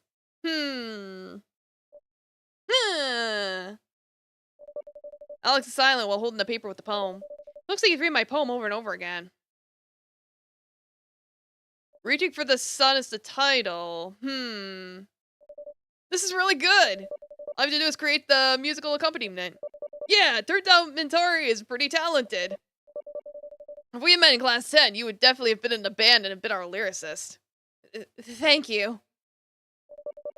This is the first time someone has complimented my writing. Oh my god, a compliment. Take it. I feel overwhelming mixtures of shame and pleasure in my chest. Alex and Donnie discussing the musical score of my poem makes my heart grow fonder. It's such a relief when someone recognizes my work. Feels like for the first time I'm proud of myself. Like, yeah, self-esteem, let's go! Let's try having you sign to this chord, Mentari. Alex returns the paper to me. I take the nearby chair, sit down, and get ready to sing. Donnie takes the Cajun and sits on it. What's a Cajun? A Cajun? Let's see, a Cajun. Drums! Oh, they're drums. Sort of. It looks like a drum to me. I take a deep breath. I got this. Alex and Donnie have told me that my poem is good. I have to sing it for them.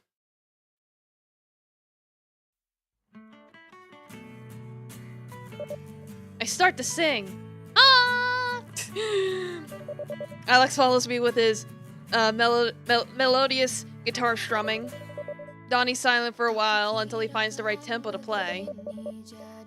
The three of us look at each other and get lost in the song. When the song ends, we exchange satisfied smiles. We made the right choice choosing Mentari as our vocalist. Yeah, who knew someone so quiet could sing? Whoa.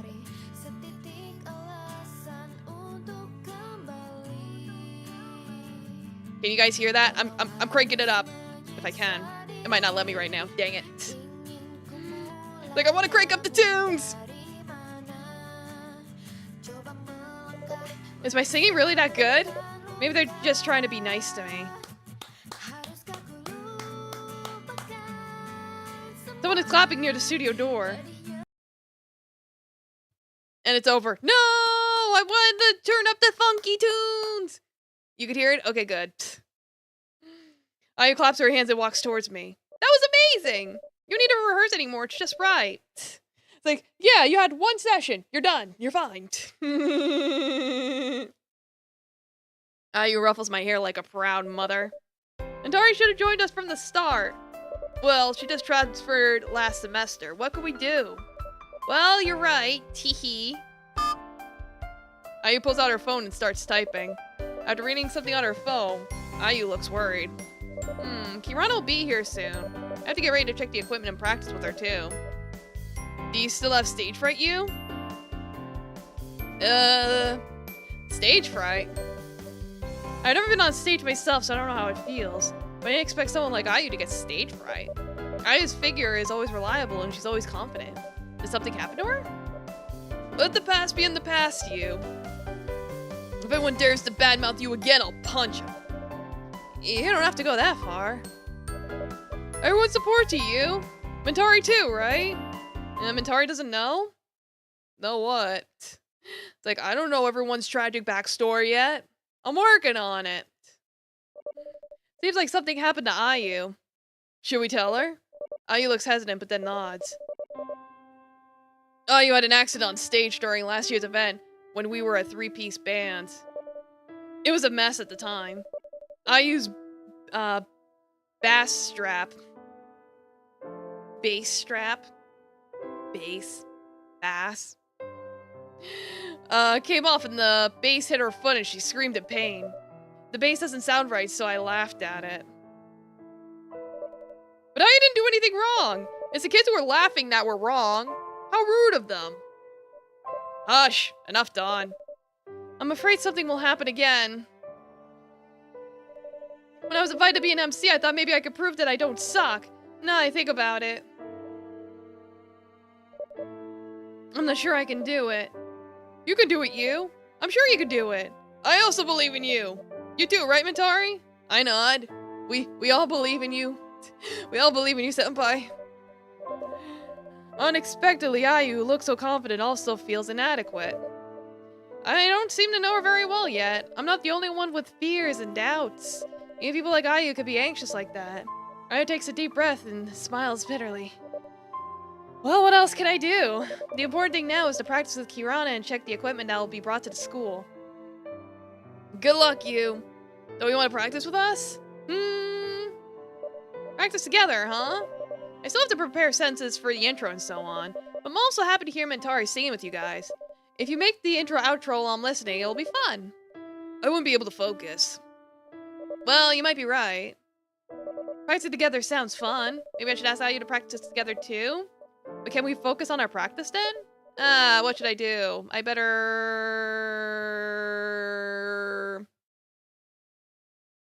Fuck it, let's sing! Sing our feelings! This is a musical now! Donnie's right. Practicing together wouldn't make it difficult for us to focus. We better practice separately, but if Ayu likes to hear my singing, maybe I could sing her one more song. I think we better practice separately. What did I say? But if Ayu wants, I can sing one more song for Ayu. Ayu's eyes go wide. She looks surprised and happy at the same time. Seriously? I really want it. Whoa, this is gonna be fun. What are you gonna sing, Mentari? I take my phone out and search for the lyrics of the song I often listen to whenever I'm sad. Well, first let me save. Turn up the audio a little bit. So we can actually hear those funky tunes. Once I find it, I show it to Alex. You play this one? Wait, let me see the chords. Alex also takes his phone out. Oh, this should be easy. Let's go, let's go. What song is it? Just follow the melody, Dawn. Alex, Donnie, and I position ourselves so we're sitting face to face Ayu. To face Ayu, or something. I take a deep, deep breath. Allergies. Hopefully I could sing it well. One whole world...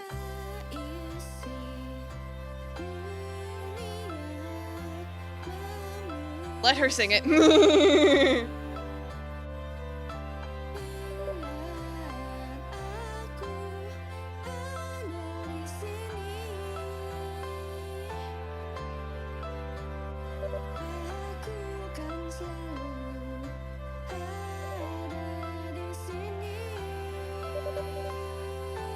I like that it's a little amateurish.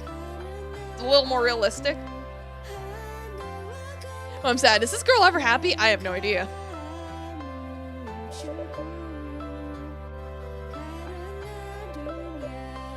Alex's guitar strumming accompanies my singing. The Donnie starts to play the kajan, adding a beat to the music. I sing while glancing at the lyrics on my phone. Every once in a while, I glance at Ayu. Her face shows sadness. I don't know what she's thinking, but it seems like my singing got to her. What, it's over already? I like the song. Oh, well. Suddenly, Kirana appears from behind the open door. Sorry I'm late, my ride got lost. Could have asked me to pick you up earlier.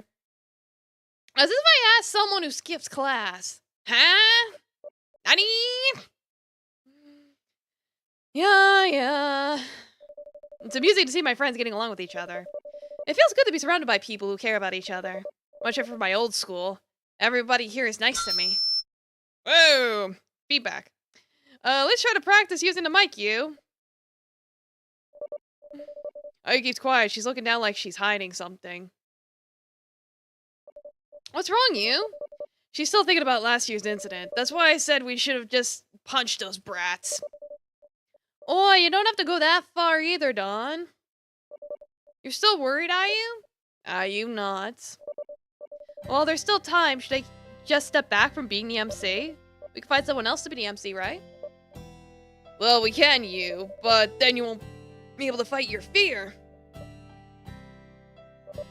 You could do it, you. I believe in you. It's gonna be a piece of cake for you, you. Ayu? Ayu looks like she's trying to hold back her tears. She then falls to the floor, covering her face. None of you understand how embarrassing it was for me! Okay. You? Shut up! All of you just want to see me as confident and reliable. But when I feel worried or sad, you talk like it's no big deal. I'm human too! Well then. Kirana immediately closes the studio door and sits next to Ayu to pat her back. I take a tissue from my bag to give to Ayu. I can somewhat understand her feelings. Alex and Donnie used to say the same thing to me a lot. You could do it, or it's easy when I'm overwhelmed by sadness or anxiety. But in reality, none of it is as easy as what they say. No one understands what I feel but myself. It's the same for Ayu. We always rely on Ayu to the point of forgetting that she has her own anxieties. And anxiety is not a trivial thing.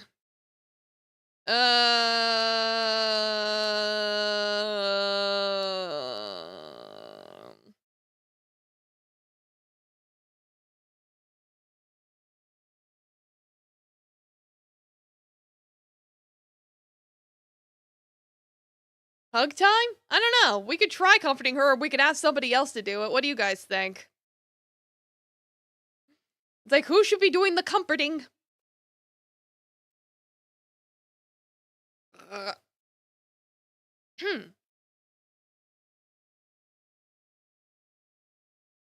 Me? Okay.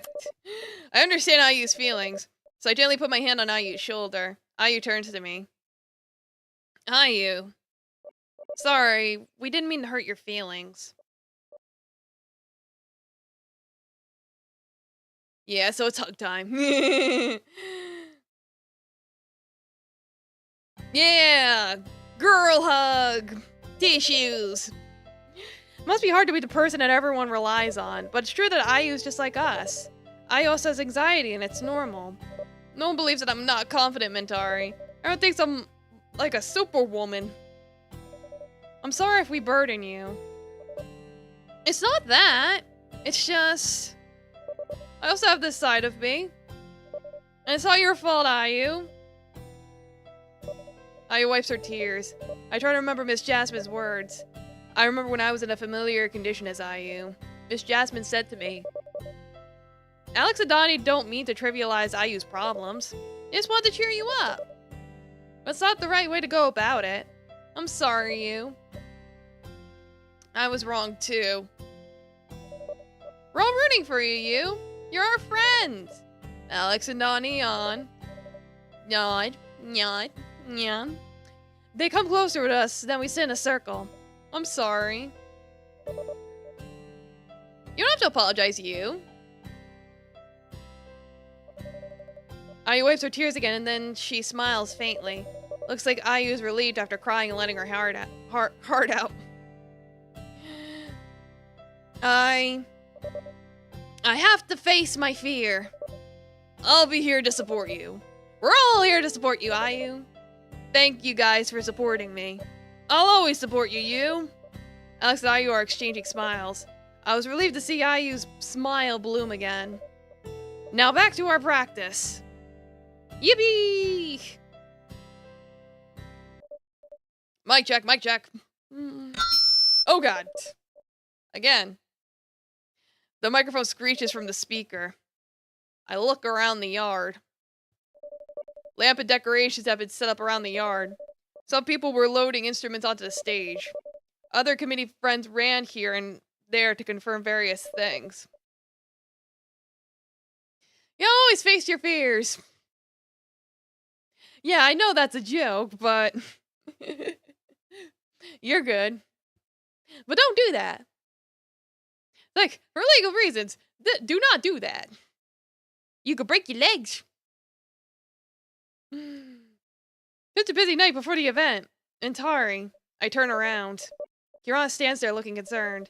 Her hands tremble as she holds her cue cards. What's wrong? I'm scared, Mintari. Scared of what? I hold Kirana's cold hand and I lead her to sit on a nearby chair. Her hands were sweating profusely. What's wrong? Kirana fell silent for a moment. I'm still holding her hands, waiting for her to speak. Some people passed by us carrying various tools. I ignore them. What matters right now is Kirana. I know it's weird because when Ayu's worried, I helped calm her down. Now I'm the one who's afraid to go on stage. Ah, so that's why. Yeah, you break your little legs. It's like, we want you to break a leg, but not literally. On stage. To be honest, I'm also scared to go on stage and perform in front of people, especially with my own poetry. My friends might like it, but what about others? I'm also scared. You too, huh? But we're not alone. What do you mean? We have all our friends supporting us, right? Alex, Donnie, Ayu, Idea, everyone on the committee. Everyone supports each other. Oh god. Kirana suddenly laughed and confused me. What's so funny? I expect such words from you, Mintari. If I recall... Whoops. What did that say? Last semester you were still moody and didn't trust anyone. When you're sad, I always reassure you that you're not alone and I'm there for you. Now you're the one calming me down like this. Looks like you've made a lot of progress, Mintari. As Kirana says it, I begin to realize. These days I'm more cheerful than usual. Also more talkative than usual. I trust my friends at school more. I've changed. What, really? Yes, you have.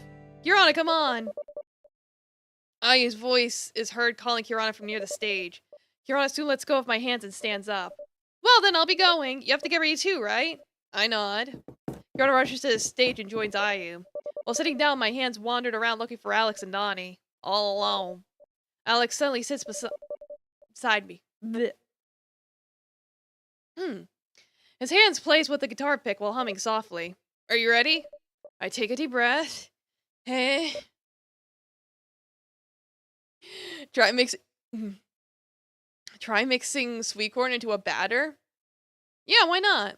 I'm sure that have yourself some nice fried corn fritters. Ready. Alex takes me backstage to prepare for our rehearsal. Donnie was waiting there with his own cajon. It's like, if I'm saying the name wrong, I apologize. I have no idea what it is, other than it's some kind of drum. We hear Kirana and Ayu's voices from the stage. Not long after, footsteps can be heard from the stage.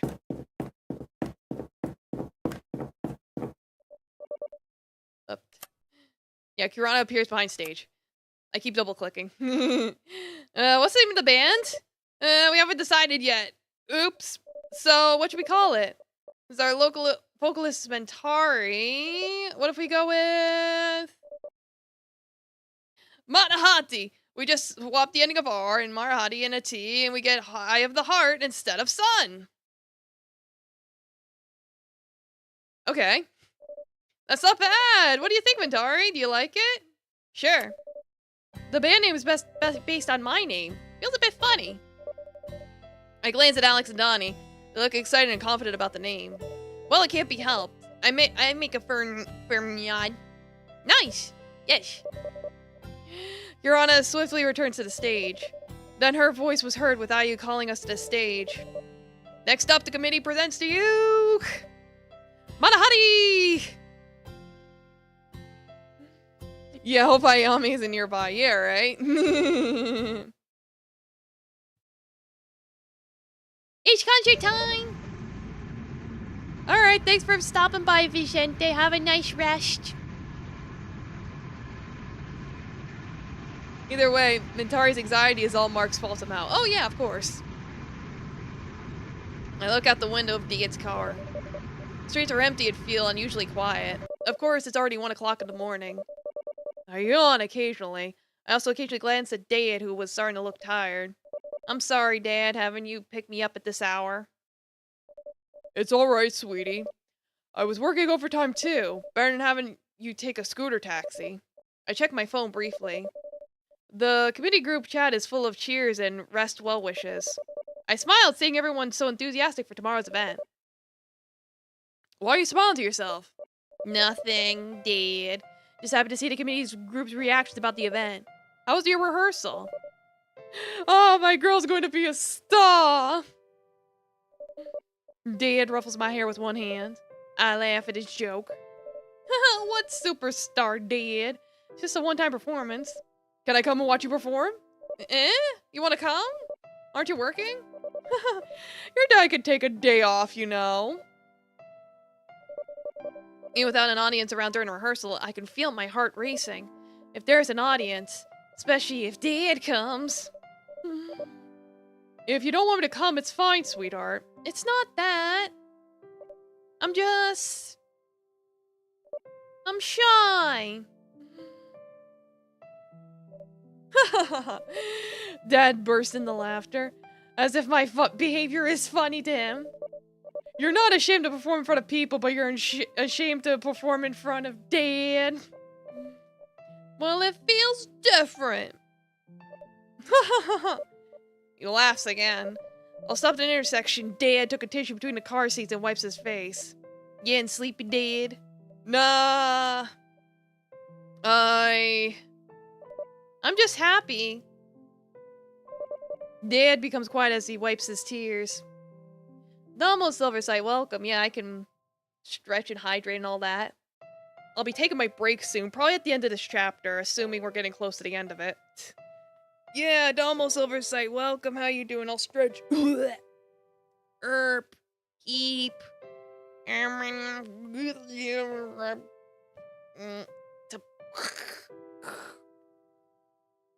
Alright, stretching and water. There we go. I'm silent confusion. What is it? What is it that makes Dad so happy? I didn't even do anything special. My daughter has lots of friends now. Why drink water when you can drink an energy drink? Because they don't have trouble eating. So cheerful. And now in a band. How could I not feel happy? Here, come here. Dad pulls me gently and kisses my forehead. Can't sleep after chugging 3 energy drinks? Yeah, it's like, imagine. He strokes my hair. His eyes are just full of joy. Are these tears of joy? I really hope so. Keep being my little daughter, sweetie. Be the sun that shines in my life. You are my only and dearest child. How come you're suddenly so poetic? Really? It must be like that coming from a kid in a band called Matahati. My face fell hot when Dad said my band name with Alex and Donnie. Dad! Yeah, it's like, aw, forehead kisses. Cute.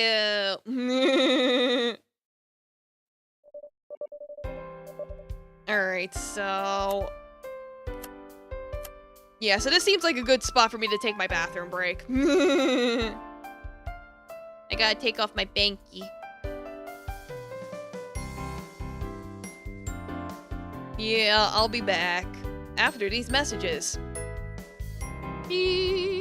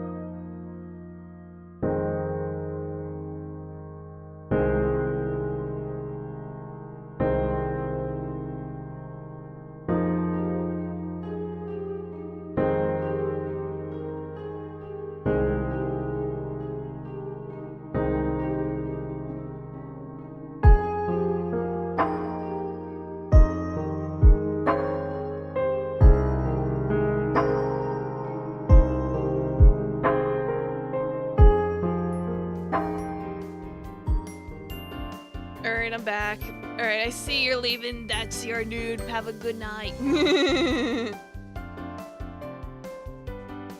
You picked Angry Orchard Apple Cider as your alcoholic drink? Yeah, I saw that you had a cool fact for me, but you know, I had to use the potty. And kitty's on my lap. Who wants synchronized cat bed things? Ah, kiss the kitty.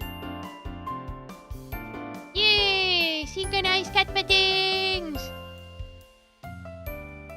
Put some caramel on the rim and sprinkled cinnamon. That sounds yummy, yeah. Tasted exactly like a caramel apple? Okay, cool. Hug. Well, thanks for sharing with the class, I suppose. Are you gonna... alright. I gotta adjust for Kitty.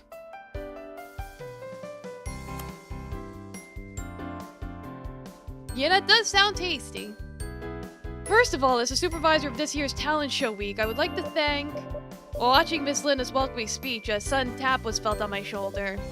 Why do you look so serious, Mintari? Why are you here? Should you be hosting? I quickly turned my head towards the stage. Ayu stood there alone, waving at me. Just an opening speech. I'm sure Ayu can handle it.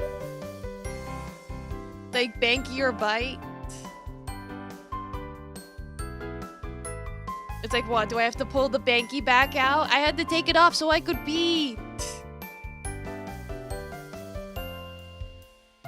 Like, fine. If I have to choose between Banky and Bite, I want Banky then.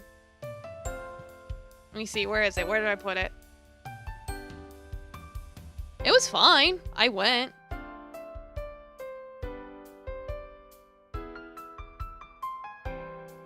There we go. Oops. Trying to adjust this. Yeah, it should be fine. Yeah, the important thing is, are you ready to perform? You're satisfied? Yeah, Banky protects against Bite. Whatever works. Alright. Drive safely.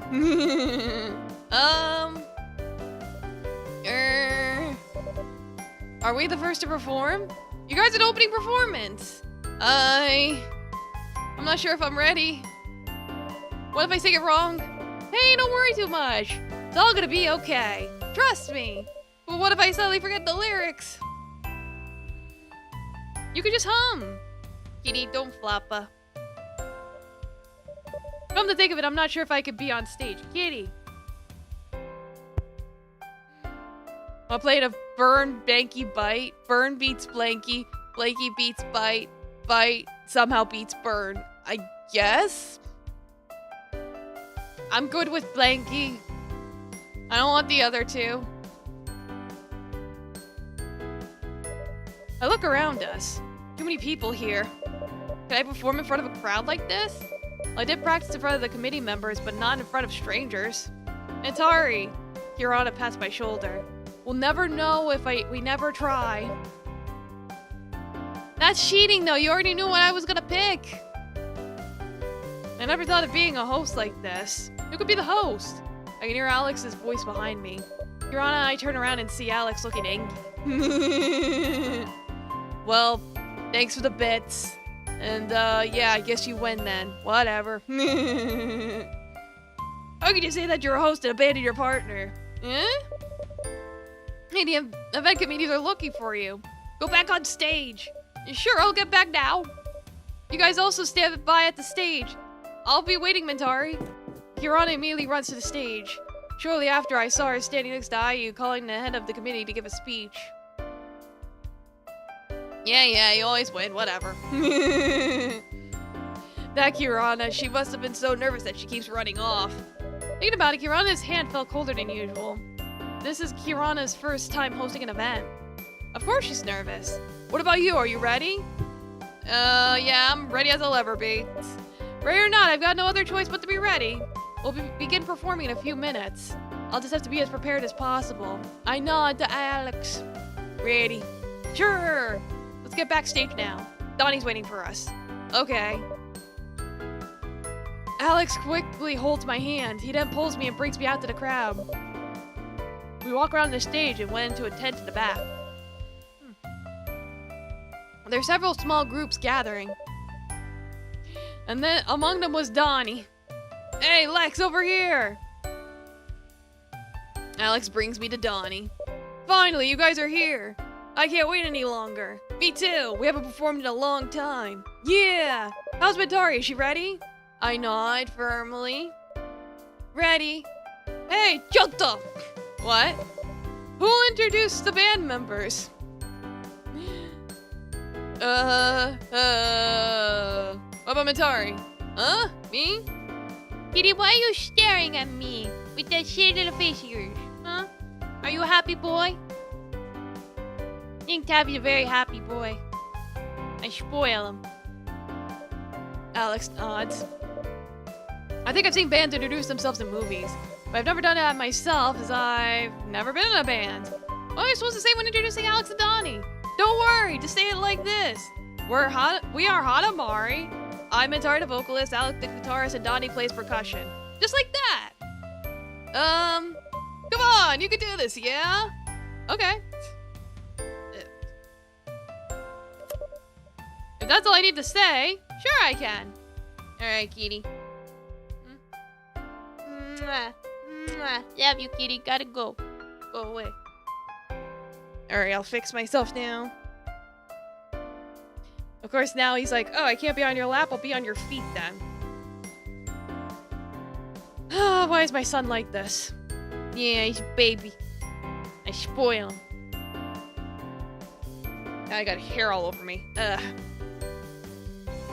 Like right after I washed my nose. Yeah, he's a foot fiend. He is. Sure I can. Yosh! Ikuzo! Patience, Don. Let's practice one last time before we go on stage.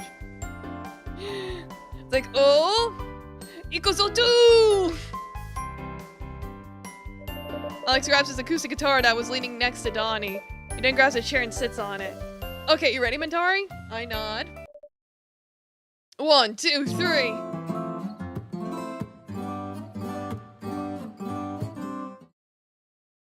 Okay. Cool. Poggers. Next up, let's welcome Manahani! Woo! The crowd's cheers made my heart pound in my chest. Alex, Donnie, and I are standing in line on the backstage stairs. Alex pokes Donnie and I, gesturing us to come closer. Whatever happens, we can't stop playing. Okay? I nod. Donnie clenched his fist. Yosh! Ikuzo matahati! Alex pushes me. Go first. Eh? Just go first! Now Kitty wants violence. My goodness, what a demanding boy. Alex joins in to push me. I climb the stairs and get on the stage. The glare of the stage lights is the first thing I see. Once my eyes adjusted to the lights, I saw tons of people standing in front waiting for me to walk to the center of the stage. I suddenly feel a tap on my shoulder. I turn around and see Alex. He brought his guitar and sat on the chair provided. Donnie was looking for a place next to Alex and positioned his microphone towards the Cajun. I start walking to the center of the stage and grab my microphone. I immediately move the microphone when I hear the sound of the feedback coming from it. I grip the microphone tightly. My gaze fell to the floor. No, I have to look ahead. But there's too many people here. If only they weren't there. Just imagine them in their underwear. Just focus on the music, Mentari. Alex whispers to me. He starts strumming his guitar slowly. Yes, I'll just focus on the music. People in front. I don't have to think about them. And it's like, oh no, he's hot! Hi, we are Manahani. Woo! The crowd roars while clapping. I see Dia and Poochie in the crowd. From this is the way in the medical tent, I see Alvin and Sasha. They all cheered in my direction. I'm Mentari, the vocalist, with... Hooray! Mentari! Kitty! Oh my god! Like, did you guys actually hear that? You probably didn't hear that, but he jumped up, pawing my arm, and screamed at me. Darn, you guys should have heard it.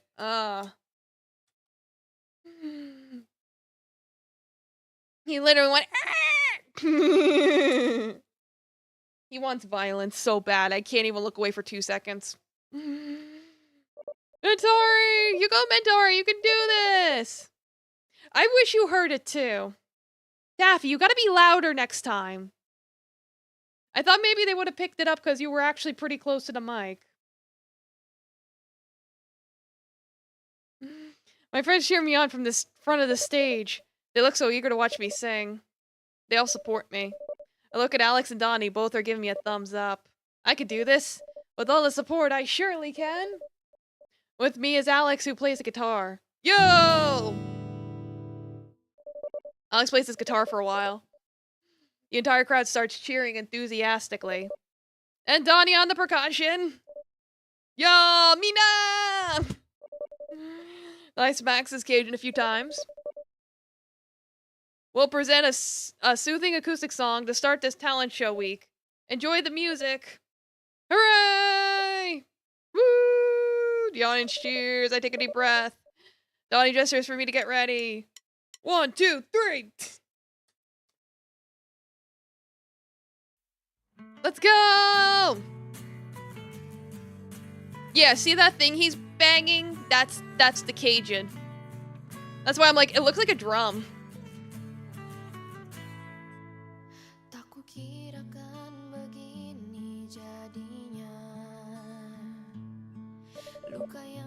I didn't imagine it would be like this. The wounds I never wished to reopen, after searching and searching for the tiniest reason to return. Oh, these are the lyrics. Well, whatever. Even if it means hurting myself. I want to begin, but from where? I try to take a step to heal the wounds. Should I just forget all of this? The pain of my wounds end, as if everything isn't real. Those who have left will never return, leaving me here, alone. Although now I'm no longer alone. This heart is still not fully healed. I want to believe everything will be déjà vu. I mean, okay. Yeah, it just looks like he's slapping a pinch. Could everything change? Should I forget all of this? The pain and as if nothing's real. Even though those who have left will never return, I will carry on. Carry on! This story, if I could only laugh without pretending, just like everyone else. Should I forget all of this? The tears and sorrow? And for those who have gone, because I don't care anymore, I will carry on. This story. As I sing, I imagine my friends that support me. Alex and Donnie. Both have been very patient in teaching me how to sing. Ayu and Kirana. They hosted the show and we went through stage fright together. Putri and Aditya. If I look around, all the decorations around the stage look very pretty. Alvin and Sasha. Must be tough for them to watch over the medical tent. But everyone is so tight together. Everyone is so supportive of each other. I remember their cheers for me earlier. I'm so lucky. This is something I never imagined before. I've changed. Now I have lots of friends. I'm no longer gloomy and empathetic. Because of all my friends, I'm brave and cheerful now. Thank you. Yay, friendship! Yippee! As I finish singing, I take a deep breath. I can finally sing in front of a crowd. The crowd bursts into cheers after the sound of Alex's last guitar strung. Everyone jumps around, cheering and applauding. Yay! Woo!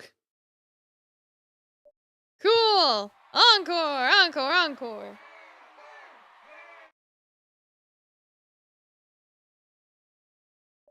I'm looking to see what Taffy's doing. It's like he's pinned down his toy and he's licking it now. The audience screams for more songs. I look at Donnie and Alex in confusion. What should we do? There's still time for one more song. Let's shout for an encore for Manahati! Woo! Encore! Encore! I immediately took out my phone. Maybe I should sing that song back then. Yeah, when the whole world is your enemy. Alex begins to strum his guitar. Yeah, remember me here. Donnie joins in singing. I'll always be here because I'm you, you are enough. Because the world is different without you. Because I wouldn't exist without you. While singing, I glance at Alex and Donnie. They're smiling widely and look very happy. I grab my mic. I feel nervous, a cold sweat runs down my forehead. That's not all. This is my first time performing on stage. It's also the first time I can sing freely. I can express myself! I'm grateful I didn't turn down Alex and Donnie's offer to sing. This excitement I'm feeling now. A happiness I've never felt before. Thank you, everyone. Woo! Manahati! Manahati! Woo! That's all for Manahati! How cool was that show? Alex pulls my hand to get off the stage. I immediately nod and follow the lead. The committee quickly rearranges the set for the next performance. As we get backstage, another group is ready to go up the stairs. That was so much fun! Thanks, Bentari. Donnie, thank you too. Arigatou gozaimasu! That's right, that was so fun! What do you think about it, Bentari? It was the first time I felt that happy and excited. Of course, performing on stage gives you an adrenaline rush. They even asked for an encore. Isn't this the first time we were asked for an encore? A female vocalist makes everything different. Alex and Donnie kept talking about how fun our performance was. I wiped the sweat on my face. So much fun! Turns out expressing myself can be this much fun! And then there's an earthquake. No! I should have tried it earlier, but that's okay. Better late than never. You want to go out? I want to hang out with these kids who want to perform. I'm like, where even are we progress-wise?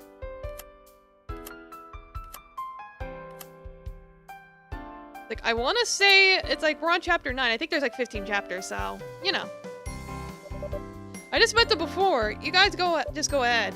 Alex nods, then grabs my hand again and pulls me outside. Come on, Mintori! Yippee! Alex and I went out backstage. Several food stalls were lined up with people queuing in front of them. The audience in front of the stage started screaming again when another group started performing. Alex took me out for a walk around the festival to see the atmosphere. It's a good event this year. Decorations from Adia and Putri are amazing. Alex tries to start a conversation. We've been walking around in silence for a while. I'd better continue the conversation too. What do you like about the event? Pretty much everything. The decorations, the events, the committee, and... Alex moves in close to my ear. The fact that there's no longer seniors who have problems with Adia. Seniors in Adia? What happened with them?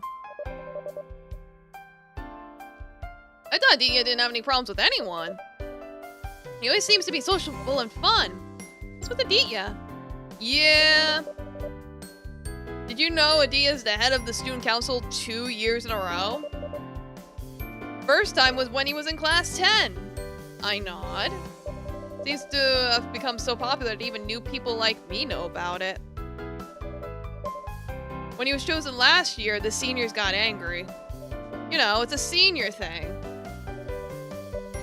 Adia was accused of cheating, being someone's puppet and all sorts of things. During the talent show week preparation, we were split up into groups. So yeah, last year's talent show week was a little, you know... Stinky. I see. Well, all the cat hair, my goodness. Why is Taffy such a hairy boy? Suddenly a fleeting figure passed in front of me and Alex. That's him! I look closer, turns out the one who just passed by is Adia. He's carrying a girl to the medical tent. Alvin and Sasha are welcoming Adia and promptly attending to the patient. I admire him. But sometimes I feel sorry for him. Sorry? You remember when Donnie and I fought in the cafeteria? Yes, in the cafeteria. Ah, I remember. Alex and Donnie fought in the cafeteria on my first day of school. As I remember, Dia was there for a while, but he went somewhere else. I remember that. Why? Alex takes a deep breath. Oh, that jerk kept talking about Adia's conflicts with the seniors until he left. If you remember, Adia tried to intervene in the fight, but then he left. I nod. It turns out Adia also has issues like that, but if it comes to pity, I think it's best not to feel sorry for him. Why? I don't know. Oops. But for me, I don't want to be pitied like that. Actually, I think Adia is strong because he can overcome his conflicts. ... Alex fell silent, then pats my head lightly. You're right. I'm sorry I thought that. Alex gives a broad smile, making me smile too. Say to Adia, not to me. Haha, sure. Hey, that's the girl who sang the song. A voice of a screaming kid approaches me. When I turned around, 3 small kids ran up to Alex and I. Why do we have little kids here? Who are you calling little? We aren't little. I'm Reddit, not a little kid. Alright, little kid. Not a little kid. And another boy are seen quarreling with Alex. While watching them, a girl pulls at my shirt. You sang earlier, right? Eh? Yes, what's your name? I'm Yasmin, and I love your voice. Thanks. Gotta love how the children's sprites, like, don't match up at all whatsoever to the main characters. Hey kid, stop hanging on my leg! I want to play with you. Let's play, come on. The boy hung on Alex's leg. Alex seems to be trying to free from the kid's hug on his legs. It's funny seeing Alex. He seems to dislike children.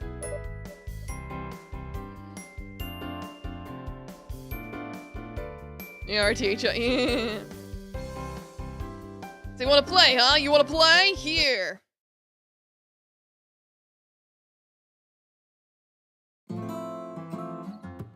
Lift! Ah! Alex suddenly lifts Radif with both hands into the air. No, Alex! He's gonna yeet the child! Like, not to the fire, no! There you go. Ah, wow, I'm flying! I'm flying! Is this what you mean by play? I want it too! Alex moves Radif in his hands from side to side. Wow, a plane! I'm in a plane! Radif appears to really enjoy what Alex is doing. Despite that, I'm feeling worried watching him. Yeah, he's like holding him by his, like, his backpack. What the fuck? What if he falls? Reddit! An elderly couple ran up to Alex and me. Alex immediately puts Radit down. I've been looking for you everywhere! The old lady grabbed the kid's hands. Oh my. I was just having fun. Radit, Raka, Yasmin, don't go far from Grandpa and Grandma. Listen to them. You too. Why did you raise them up so high? What if the kid fell? Sorry, sir. Okay then. Thanks for playing with them. Sorry to bother you. Oh, it's fine. Oh, so you guys performed first, right? Yeah. Your singing was lovely. Next time you have a performance, I'll come to watch. How'd you hear about this event? Oh, we live nearby. We're about 3 houses down from the school. Grandma, I want a drink. Yasmin's tugging Grandma's shirt to beg. The lady started rubbing her head gently. Taffy, are you using the litter box? Oh my goodness. I can hear him. Yeah, silly girl, drinking's for grown-ups. Exactly. Wait a second, dear. Well, then we're going to buy some drinks. You kids go play and have fun. Sure, ma'am. The old couple and the 3 little kids then left Alex and I. Occasionally, Alex waves when they look back. Looks like Alex has another side to him. Turns out the neighbors also came. I didn't expect to see kiddos like that. Yeah? What is a kiddo? So you don't know what a kiddo is? Oh, man, sorry. Alex held back his laughter while patting my shoulder. I felt so embarrassed. I should have asked him that. I pretend I know when I don't. Kiddo means little kid. Usually referred to children on online games. Alex kept laughing. My face is getting redder. Realizing Alex stopped laughing. Sorry. I didn't mean to laugh at you. I understand you don't play any video games, so you don't know what that word. Will you forgive me? Yes, it can't be helped. There's no way I couldn't forgive Alex. I just nodded. Alex then grabs hold of my hand. If that's the case, then let's go backstage. We haven't talked to Ayu, right? That's right. We haven't interacted with Ayu at all today. Waiting for her backstage is a good idea. I nod to Alex. There's a lot of nodding in this game, I noticed. A lot of nodding. Nya, nya, nya. He took me backstage. There I could see Donnie laughing with the other band members, waiting for their turn to perform. Nyadders. Alex invited me to sit on the chair provided by the committee. Not long after we sat, Ayu came off stage and approached us cheerfully. Mentari! Alex! Hey, so how's the hosting? I was nervous, but it's worth it.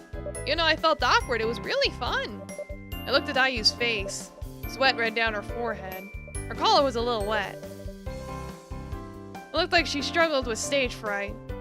Oh, yeah, you guys did an amazing performance. Mentari really suits singing that song. The kids from the event team were talking about it. definitely was the right decision to choose you guys to perform first. Were we really that good? I felt like I sang as usual. But, well, maybe people have their own opinion. Thanks. You should sing more, Mentari. It was stunning, seriously. Alex nudged my hand. Told you it was good. So there's no need to be shy. ... So is Kirana alone on stage now? She only needs to call out one more band.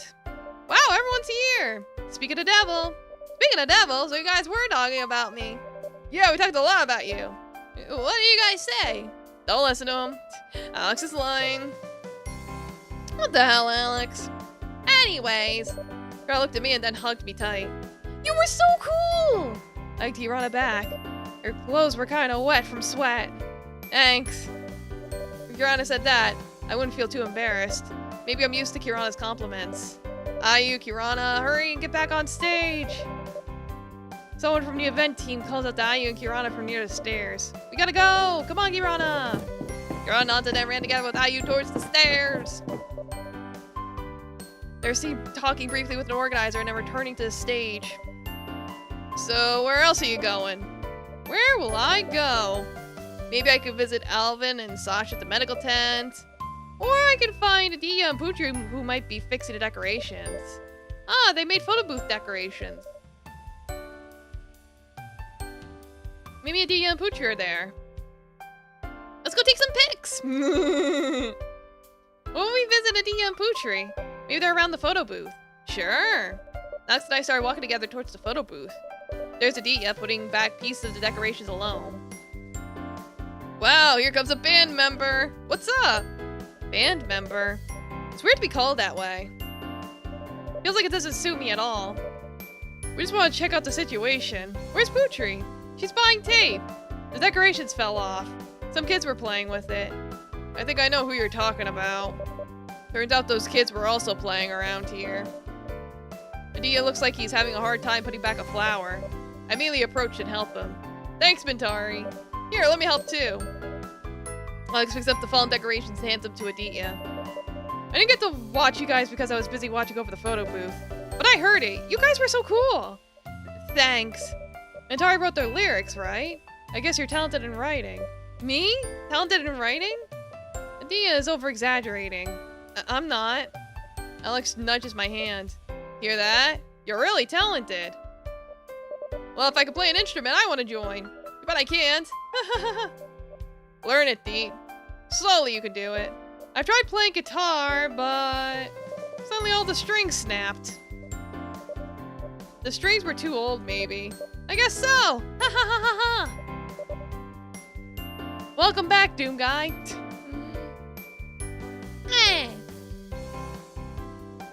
I'll try again later. Alex and Dia keep talking about guitar tricks. I listen to them while fixing the decorations for the photo booth. I think it's not bad. You home? Well, that's good. You made it back safely. We just need to wait for the tape to stick together. Are you gonna go to bed, Doom Guy? Thanks so much, Mentari. Alex? No problem. We gotta go. Sure. Alex drags me to the center of the field where the crowd gathers. A familiar person is waving at me and Alex. Hey, over here! Alex and I come over to Donnie. Up next, a performance from the guest star you've all been waiting for. The alcohol make you eat beat? Okay, fair. Looks like it's time for the main event. A famous celebrity is about to perform after this. Whereas this celebrity was chosen by the students in the school. Oh my god, it's Taylor Swift! Woohoo, they're gonna perform soon! Yeah, rest well. Oh, do you like the celebrity?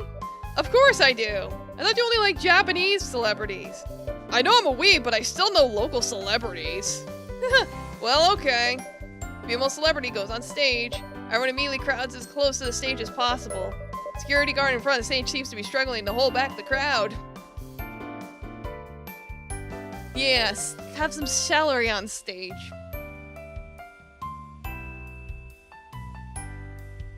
Wow, the crowd is crazy.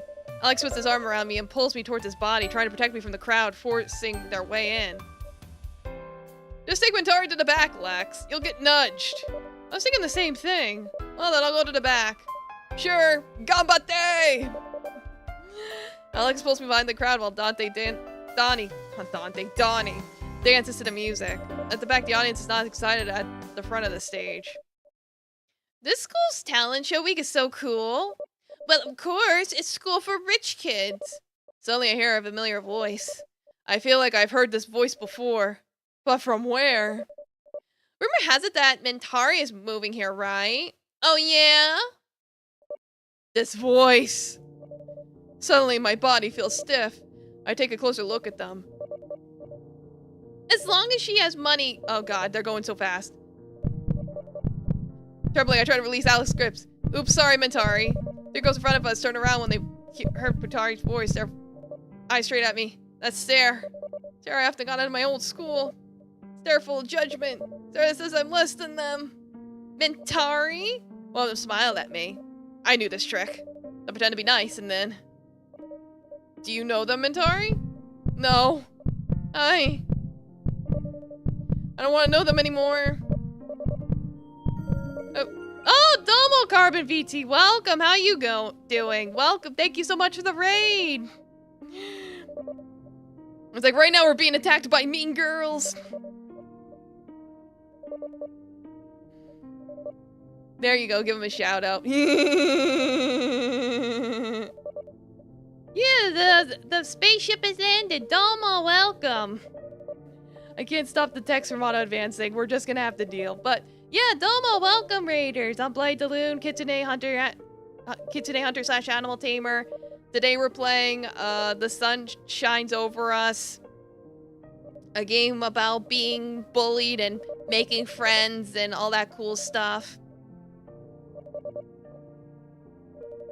But yes, welcome, Raiders. If you gotta eat or sleep or whatever, go ahead. Otherwise, kick back, relax, and enjoy the show. But yeah, thanks again for the raid. Do I have control again? Or no, I just fainted. Mentari? Yes, everything's clear now. I was carried away by the atmosphere. I thought I've changed. I thought I was better than before. I thought I've recovered. But actually, I'm still the same old me. I'm still the scared, awkward girl who doesn't deserve anything. They are right. I'm too gloomy to be approached. Is this a dating style sim? Kinda, yeah. There's like different endings and stuff. It was all just an illusion. An illusion from the students at my new school. They drowned me in the environment and made me believe everything's alright. But everything's not alright. As you can see, she has really bad anxiety. It's like we were going to therapy and everything, and then the mean girls from our old school had to come in and be mean to us, and we fainted. Yeah, it's fun. It's like character regression. Yeah, it's like we all want to hug her. It's like she was making so much progress. She was making friends. She even went up stage and did a song. I realized I never even posted the link. I should be posting the link. Where did I put it? Where's the link?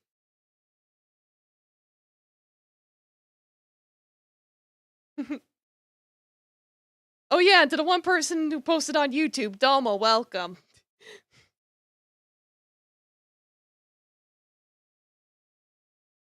Alright, let me... There we go. Here's the link. Yeah, it's like I got a key from them, so I got this for free. It's always nice to play free games.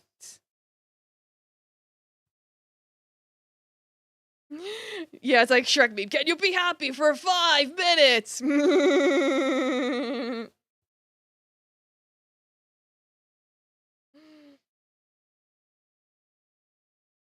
But yeah, anyway, let's hope we're okay after that.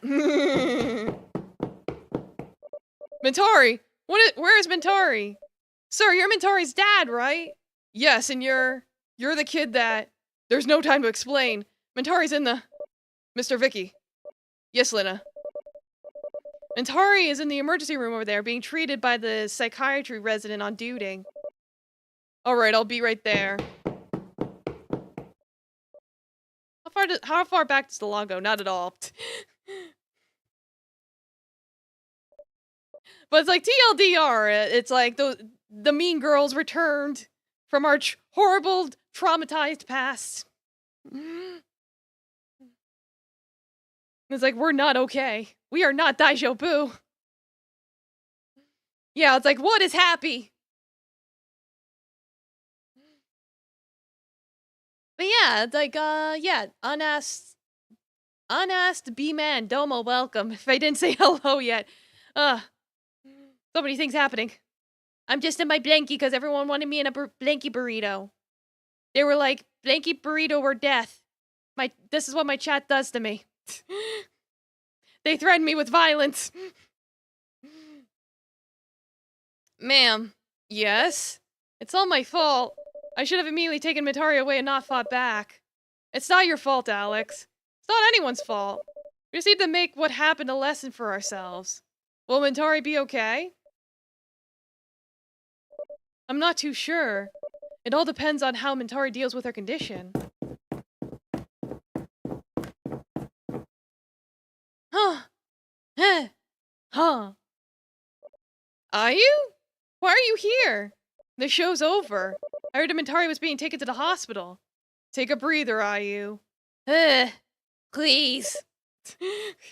Huh. How's Mitari now? She's still not conscious yet. Let's just hope that after her father comes, Mitari can come to her senses. Those jerks! If only they didn't come! Calm down, Alex. I'm furious. The important thing right now is that we pray for Mitari. Ayu's right. Now we need to be calm. I hope Mitari gets better soon. We can only hope. Oh, that was the end of chapter 9. Oh boy. Yeah, so there's like 15 chapters. There's also like a graduation chapter, and there's 6 different endings. There's no guide, so I'm just doing this completely blind, making choices and seeing the consequences of my actions. So I don't know if it's exactly a dating sim, because I don't know what the endings are like yet. Maybe I hook up with somebody at the end? I don't know. Either way, the more important thing is our mental health. Mitari. Miss Jasmine tries to hold my hand. I quickly pull away my hand so we don't touch. I don't know why it feels like I don't want to talk and be touched by anyone ever again. This is all useless. Yeah, maybe you get hooked up on a meat hook. I don't know. We haven't got to that point yet. It could be like Harvester all over again. All of my efforts to heal and be happy again are useless. I'm still me after all, moody, sick in the head, and not deserving of anything. In the end, I just got carried away by the new school atmosphere. Everything's useless. What is Mitari thinking right now? ... No point in telling her what's going on inside my head. Nothing will change. When I think about it, why do I still come to meet her anyway? It's all obvious that everything we've tried was such a waste. Are you going to give up now? Giving up. I keep thinking about it lately. It's been a year since Mitari moved to the new school and started therapy. Mitari now has many friends. You're also more cheerful and stable. It's a result of Mitari's effort to heal. If you give up now, it'd be such a waste, right? What a waste. Even if I meet them again, I'll definitely relapse. It's all useless. Useless? I will keep on relapsing and feeling anxious. Why do you think so? You see, just by meeting them... Just by meeting them yesterday, I relapsed. Miss Jasmine falls into silence as if waiting for me to continue speaking. I don't talk much lately. Ever since the talent show week a month ago, I refuse to talk to anyone. I don't even want to go to school. I've just gone back and forth between my room and therapy. Sometimes I don't understand Dad. Why does he still love a brat like me? I even took the school exam at home. Why is he still tolerating my behavior? I refuse to go to school and don't want to talk to him. What else does Mitari want to say? I feel like all my efforts are useless, and I just let everyone down. Jasmine tries to grab my hand again. This time I let her. Her hand feels warm. Like, yes, please hold hands with the pretty lady. It's like she is pretty and she is trying to comfort you. Tears suddenly stream down my face. Why is everyone so kind to me? Even after I hurt and disappoint everyone. No one feels that way towards you, Mentari. Mentari's dad, teachers, friends, they aren't disappointed at all. But I'm just a burden. Who said Mentari burdened them? Did anyone actually say that? Tell me who said that. Nobody's ever said that, I know. But maybe they're just trying to be nice. In reality, I just stayed in my room and refused to talk to anyone all month. Even Miss Lena had to visit just to hand me the paperwork. Isn't that a lot of trouble? Remember, Mentari. We shouldn't play a guessing game about what people are feeling. It's the person, not us, who decides whether there's a burden or not. If they don't feel that way, Mentari shouldn't either. There's no proof that anybody said they were bothered by Mentari, right? Mentari. Miss Jasmine calls my name while handing me a tissue. I quickly wipe my tears. Do you think the journey of life will always be smooth? Journey of life? What about the circle of life? Why does Miss Jasmine suddenly want to talk about it? I shake my head while wiping my face with a tissue. All I know is that life won't always be smooth. From what people say in biographies, life's journey comes with tons of obstacles and bumps that sometimes hold people back from moving forward all the time. According to Mentari, life won't always be smooth, straight, linear. Do you think it also applies to your recovery process? Ah, I see. Miss Jasmine gave me an analogy to help cope with my anxieties. But I'm still not sure. If someone who's physically sick is being treated by medicine, they'll recover. How come after so many therapy sessions I'm not cured? 'Cause it takes time! Life in the healing process sometimes finds optical illusions. And that's okay. The journey of life is not going to be linear, easy, or in the same direction. It's not like that. There will be a steep path that we'll need to get through. Sometimes we move forward, sometimes we'll go backward. You've been moving forward when you have happy moments with your friends. You take 2 steps forward, but then I move 1 step back. I call up Miss Jasmine's. She smiles at me instead. 2 steps forward, 1 step back, but it's still 1 step forward, right? Yeah, math! Moving 1 step at a time is okay. There's a Javanese proverb. Alon, alon, asal, kelakon. 1 step forward, 2 steps back. Slide to the left. Slide to the right. 2 hops this time. Cha-cha, real smooth. Has Mentari ever heard of it? No, ma'am.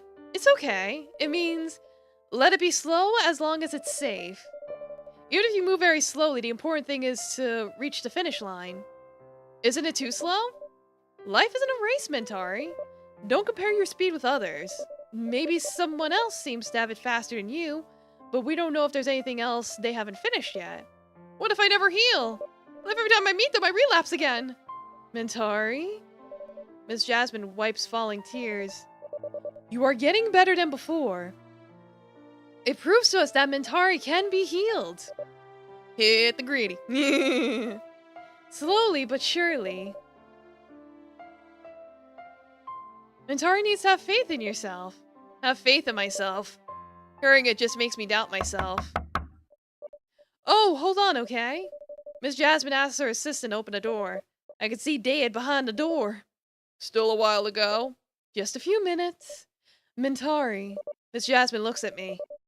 Is there anything else that you want to say? I shake my head. I feel so tired. I just want to go home. If that's so, now it's Mentari's dad's turn. Is it okay for Mentari to wait outside? I nod, then start walking towards the door. Dad strokes my hair softly. Wait for me, okay? I sit in the waiting room. Dad then closes Miss Jasmine's door.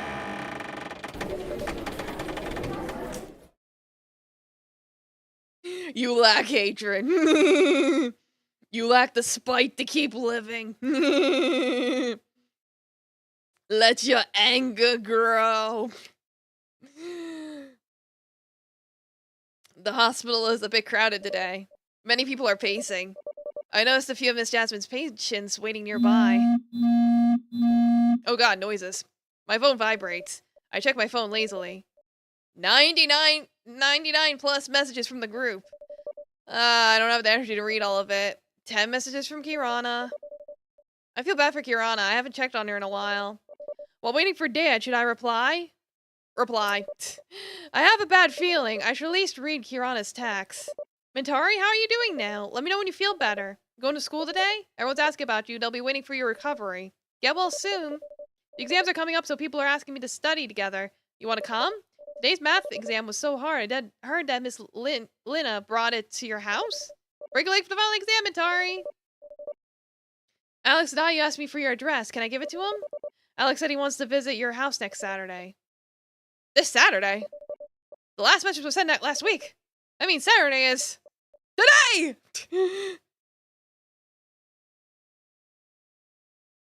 He's like, yeah. You're like, bad noise. I'm like, am I good? Am I good? I could turn down the, sound effects a little bit more. Hopefully it won't explode as much. Quickly open my inbox. I got a karaoke promo. You want to go? I've invited Ayu to go to the karaoke together. We'll pick you up now. I jumped, surprising those around me. I quickly knocked on Miss Jasmine's door. Yes, please wait a moment. I opened the door. Dad and Miss Jasmine look at me. Can you please wait for a few more minutes, Mintari? Dad, Alex and I are on our way to our house. Miss Jasmine, I apologize. We have to go now. It's alright. It's better for Mintari to meet her friends. Thank you, Miss Jasmine. Now, please excuse us. Mintari, say goodbye to Miss Jasmine. Thank you, Miss Jasmine. I have to go now. Take care on your way, Mintari. See you later. Stay healthy, alright? Yeah, let's go. We gotta have the power of friendship. We need a healthy dose of the power of friendship. When we arrived home, Dan and I are relieved to know that Alex and I haven't arrived yet. Your friends aren't home yet, yeah? I nod while checking my phone, reading Ayu's last message. Alex said he invited you karaoke, right? We're on our way to your house now. I don't know, Dad. What should I prepare for your friends? Dad sits on the couch while typing on his phone. Need me to order pizza for you guys? Wait, Dad. I don't know what they like. Now I'm confused. This is the first time I have friends coming over besides Kirana. When Kirana's here, usually we chit-chat a little before asking Dad to buy us anything. What's the right manner of welcoming guests? Should I buy snacks? Bing bong! That's them! Let me open the gate! I run to the door.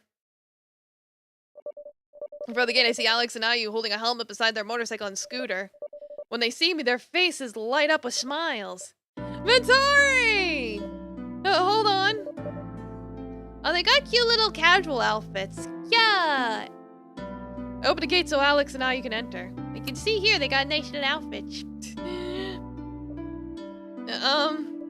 I glance at the motorbikes beside them. Those are your motorbikes? Ayu nods. Alex passes the front of his bike. I nod. Oh, you could bring it inside just to be safe. I try to slide the gate so the motorbikes can get in. It won't budge. I think I need some oil, or maybe I'm just weak. Watching me struggling, Alex gives his helmet to Ayu, then helps me slide the gate. Here, let me help you. Alex pushes the gate effortlessly. Thanks. He nods and takes his helmet from Ayu. Still going strong, huh? Of course! Big, strong motorcycle, big, strong owner. Alex and Ayu then jump to their motorcycles and start it. I have no idea how to ride a motorcycle, so I can only watch them, unable to help. I learned today that Ayu can ride a scooter. She looks cool while riding. You know, it's just a regular scooter compared to Alex's motorcycle. Ayu looks pretty cool riding it.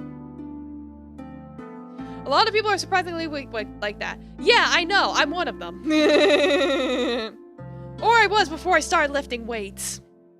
It's like, I specifically started lifting weights because of this shit. Don't ask about my grip strength, though. That's still pretty bad. Even though it's just a regular scooter compared to Alex's motorcycle, Ayu looks pretty cool riding it. Is it okay to park here? I nod. Ayu then parks her scooter, followed by Alex, who parked next to her. Are your parents inside? I nod again. Yep, let's go inside. I welcome them to enter the living room. Yeah, introduce them to Dad.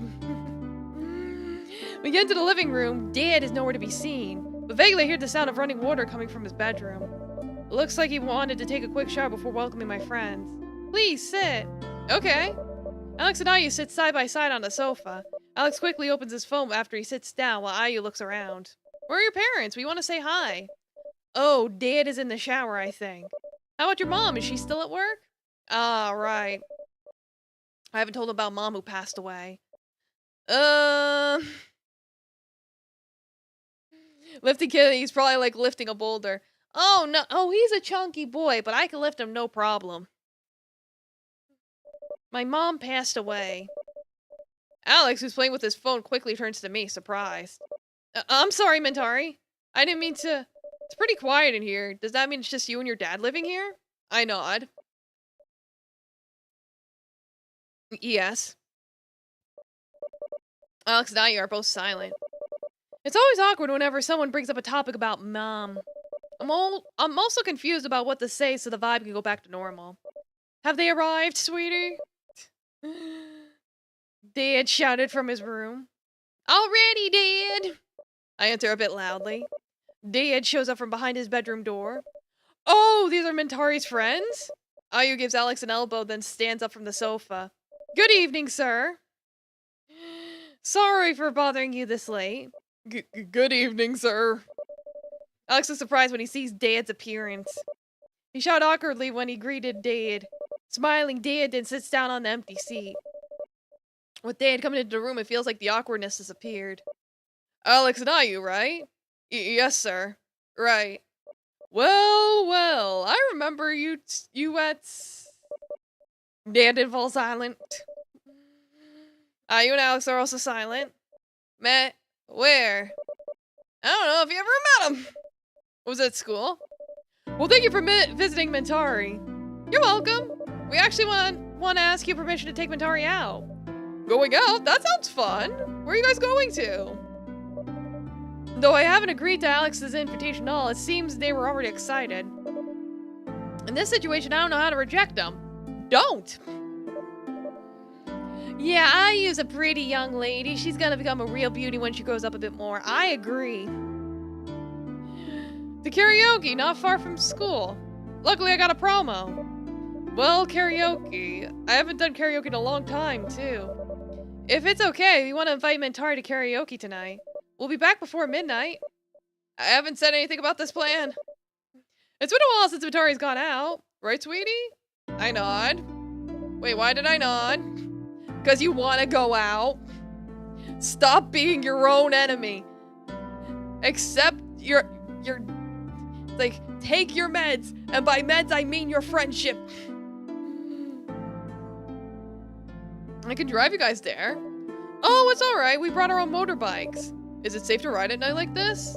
We're used to riding our bikes. We already have our driver's license. So it should be okay. Yes. Dad turns to me. Do you want me to drive you there or do you want to go with them, sweetie? I'll go with my friends. If Dad comes along, it's too much trouble. I think it's okay to just ride with Alex or Ayu. It's okay, Dad. I'll go with one of them. Are you sure it's okay? You can catch a cold if you ride at night like this, you know. I won't. I'll wear my jacket. Alright, then. He looks at Alex and Ayu. Then I'll leave Mentari to you, alright? Yes, sir. Like, ah, yes, such a doting dad. Okay, where's this karaoke place? Dan, Alex, and Ayu then talk about the karaoke place we're going to. I silently listen to their chatter while zoning out. Karaoke? Hold on. I mean, I have to sing? I have to sing again, I'll be embarrassed. Even though there's no audience this time, I feel like it might be better if I just watch Alex and Ayu sing. If it's possible. If possible. No, you're gonna sing. We're gonna make you fucking sing. Mentari. Yes? Have any songs in mind? Nothing crosses my mind. I don't even want to sing. Have you been to karaoke before? I shake my head. Dad hasn't taken me to karaoke, so I've never been. Never had a friend asking me to go to karaoke either. This is the first time someone asked me to karaoke. Cool, Mentari's debut! I stay silent, a little scared. I don't understand how to do karaoke. Do I have to cheer them up like what's in the comics? Or do I just be quiet and listen to whoever's singing? I don't know. I'm confused. Chill out, Mentari. What matters is you enjoyed the vibe later. Yes, you being happy, that's what matters. We're gonna cheer you up anyway. Cheer me up? Alex and I are too kind to me. Even after I left them for a month without telling them anything. They're still kind to me after all. I feel like I don't deserve this. I thought they were going to avoid me after I skipped school for a month, but instead they check up on me. Well, we'll see you later. Ayu stands up from her seat, followed by Alex, who stands beside her. Okay, take care of Mentari for me. Okay. Dad walks us to our front gate. While he sees Alex's motorcycle, Dad then walks closely to it. Huh. Something wrong, sir? I feel like I've seen this motorcycle before, but where? Oh, maybe while I was on the road. This model's pretty popular. Maybe. Oh no, I think Dad remembers that accident. When Dad took him to school for the first time, Alex's motorcycle overtook Dad's car and went super fast. I remember Dad telling me not to be friends with people like that. If Dad knows it was Alex! Yes, this model is quite popular, but with a motorcycle like this, you can't give Mentari a ride, can you? Mentari, go with me, sir. With the scooter. Ayu pats the scooter. Nods agreeing. I zip up my jacket while Ayu and Alex take out their rides. Oh, right, here's your helmet. Ayu gives me a helmet that she took out from her scooter's trunk. I quickly take it and put it on. Be careful, okay? Don't go too fast. It's okay to go slow as long as it's safe. Yes, sir. If anything happens, give me a call, okay, sweetie? Dad pets the helmet I'm wearing. I nod. I think Dad worries about me too much. Hop on? I jump on Ayu's scooter. We're going now. Yes, be careful. Ayu and Alex's motorcycle start to ride together. Yippee! The streets are quite packed with vehicles. I guess it's because tonight is Saturday night, so many people went out for some fun. Don't believe me, just watch. Yeah, just like the three of us right now. Which way? Alex screams from his motorbike. Ayu's silent for a moment. To the empty housing complex, we can play there! Okay. Suddenly Alex's motorcycle speeds up, followed by Ayu, who does the same. Buckle up, Mentari! Vroom vroom! Should just brought some shrooms. It's like they can't get any more trouble than they already have. That would be bad. Once we enter a large housing complex, Ayu and Alex race each other. My loose hair flies against the strong winds. Once or twice I can hear Ayu chuckling to herself as she continues to ride. Woohoo! This is what you call riding motorcycles! Alex screams before stepping on the gas even harder and speeds ahead of Ayu and me. Ain't it fun, Mentari? Feel the wind and the speed! Fun? To be honest, I'm more scared than excited. I hug Ayu so tightly so I don't fall. I see the road ahead. It's still so long. How big is this housing complex? Slow down, you. What's wrong, Mentari? I'm scared. Ayu slows down her scooter. Alex, whose forehead also comes to a stop. Sorry, I thought you enjoyed and feel happy if we sped up like that. It's like, no, that did the opposite. Alex pulls up and stops beside Ayu's scooter. What's wrong? Mentari was scared. Scared of what? Scared of going fast? Oh, you don't like going fast, Mentari? I nod slowly. Dad taught me since childhood to be careful on the streets, so this kind of speeding makes me nervous. Maybe Alex and Ayu thought I could feel relaxed too if I'm speeding down the street. Sorry. Yeah, you gotta go fast. You gotta be like Sonic. Sorry. Yeah, just forgive him. No big deal. At least they mean well by trying to cheer me up, even if they're going about it the wrong way. I'm a bit shocked to see Ayu being into speeding like that, to be honest. But what can I do about it? It's okay. Let's continue, guys. But slowly this time, okay? Alex nods and starts his motorcycle. Yeah, Sonic the Hedgehog. No hitting, Trucku! Not allowed! Ayu follows Alex from behind. They ride down the street until we arrive at the main road and the karaoke place. Finally, we're here! Park right there, you! I quickly get off Ayu's scooter before she parks. Once they park, Ayu and Alex grab their helmets. Should we bring in the helmets? Yeah! Hee hee hee. Alex chuckles to himself. I look at him in surprise. This isn't just an ordinary helmet. Here we go again. Eh?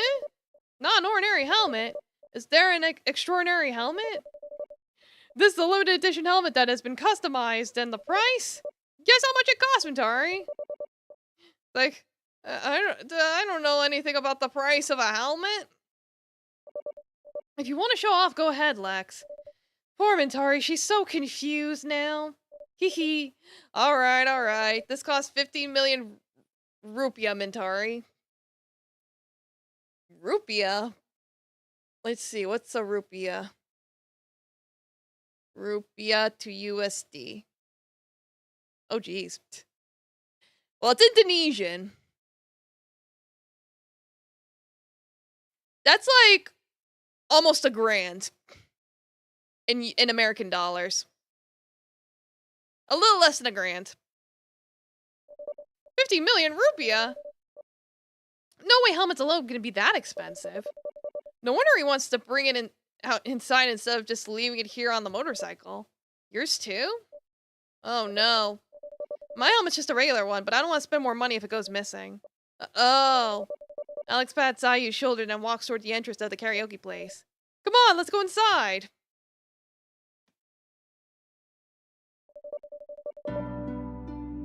Alex and Ayu put their stuff in the chair before they grab the microphones on the table.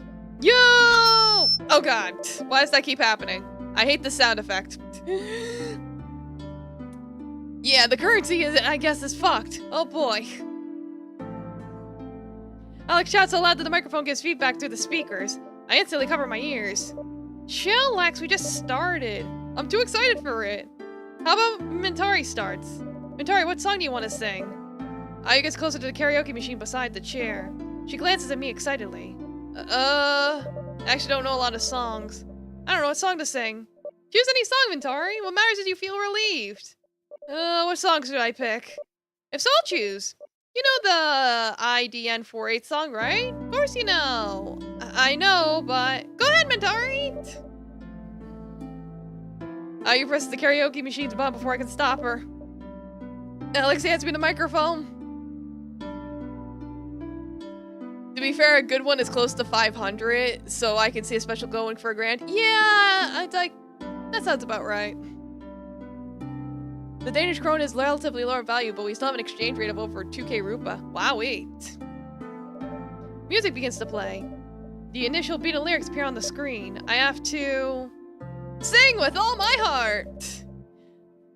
It's like, I am not letting you back down now, girl. I've come this far, might as well just do it. Just do it! I take a deep breath.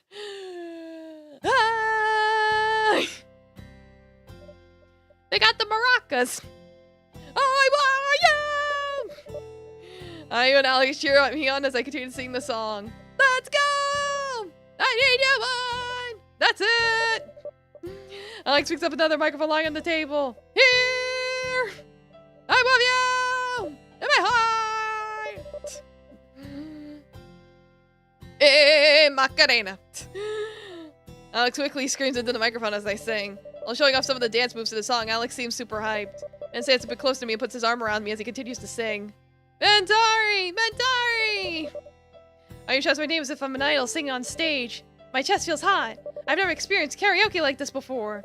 So I got even more excited to sing a duet with Alex, especially since I didn't expect her to know a girl band song like this. Oh my god, a man who likes white women music? Oh my god! Jang, jang, jang! This music stops after Alex finishes pretending to play the air guitar. I sit back on the couch and catch my breath. Alex then switches positions to look for more songs in the karaoke machine. Cool, I got an achievement! Yippee! Ayu gently nudges my shoulder. When you're doing karaoke, just let loose all your excitement and frustration. I usually do karaoke here with Alex and Donnie when I'm frustrated. Oh, okay. Donnie's grounded, so he can't join us for karaoke. But he said hi to you, Mintari. He worried about you and always asks about you every day at school. Ah, I never knew Donnie was so thoughtful. I really shouldn't judge someone by their cover. Oh, okay. This is my first karaoke, so I don't know how. Relax! We invited you to karaoke so you can let your heart out. I don't know if it suits you, but there's no harm in trying, right? Alex is in the house! Alex suddenly shouts while raising his hand in front of the screen.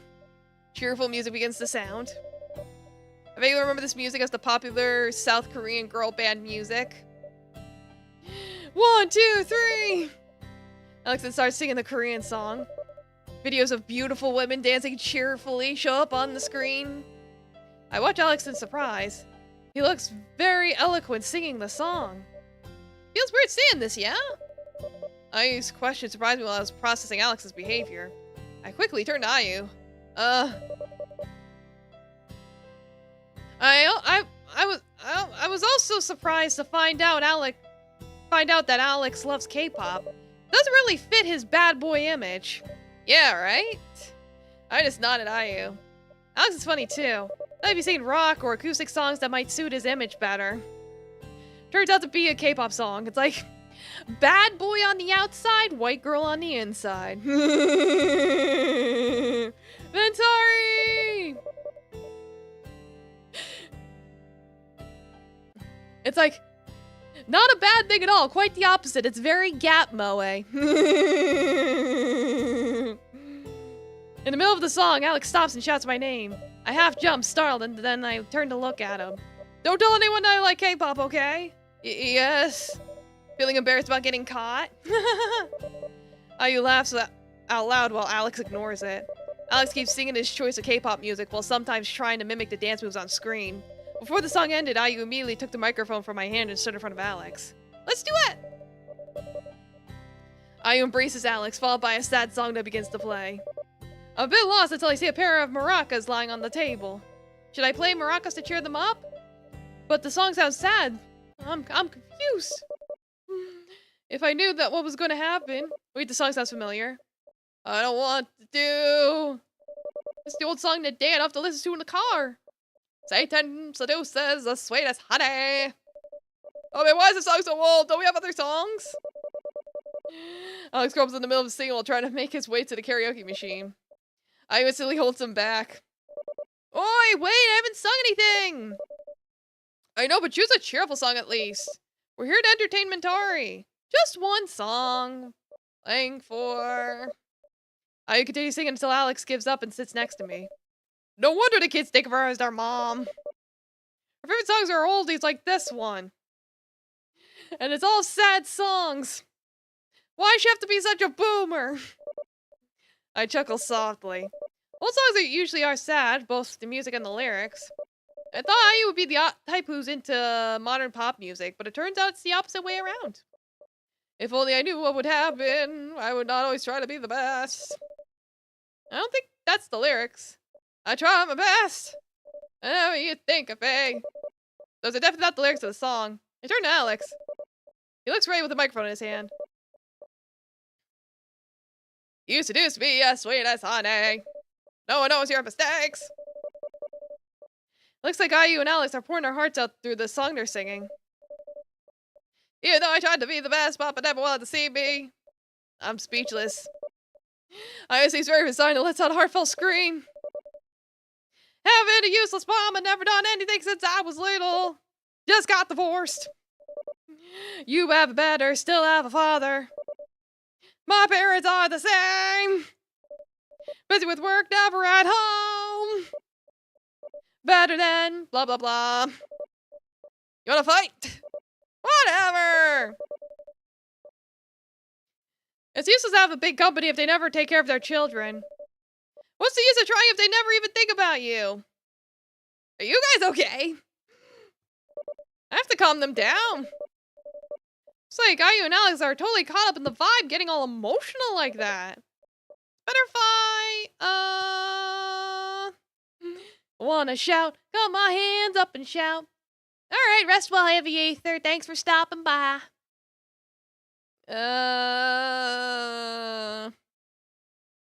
Who do I shout? Who do I shout to? Do I shout to myself?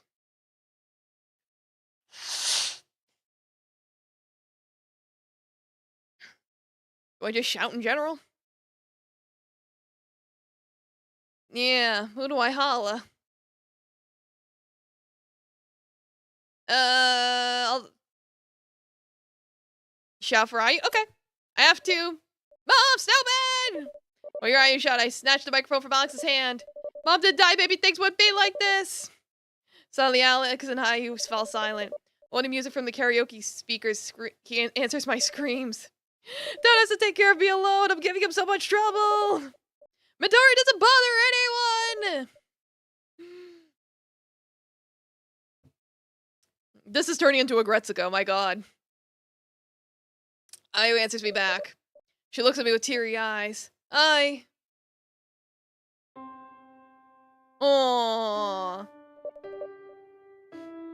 I hollered and she cried. Look what you've done.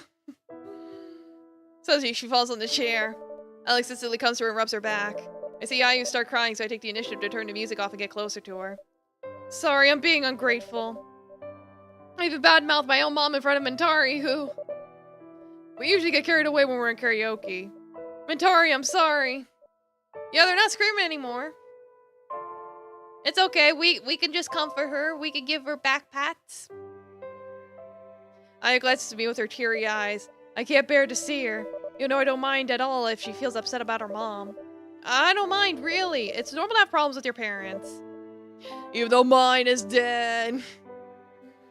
Ayu sobs a few times. My mom... Mama and Papa got divorced when I was little. Mama said she didn't like Papa going out with other women. I sat listening to Ayu tell her stories. I've been alone since I was little. Papa often goes out to play with his friends. But I've always tried. Always tried to get Papa's attention. You know, people often label Dad as a playboy or troublemaker. The truth is he's a genuinely honest and sincere person. While Mama is someone who always appears kind and gentle in front of others. Enough, no need to talk about it. But Mama's always been like that. She's always good in front of others, but behind everyone's back. She doesn't care about me at all. Ayu. That's why I'm close to you, Lex. Because you're just like my dad, and I'm sure you're an honest person. Check my posture. Yeah. It's like, oh boy, she's got mommy and daddy issues. Domo Road Dog, welcome. A lot happened. Well, starting from the beginning, we sang at a concert. Everything was great. And then, the mean girls from our old school showed up, and we had a panic attack, and we, like, locked ourselves away for a month. And so these guys were bringing us to karaoke to try and cheer us up, and now one of them's trauma dumping. So, yeah.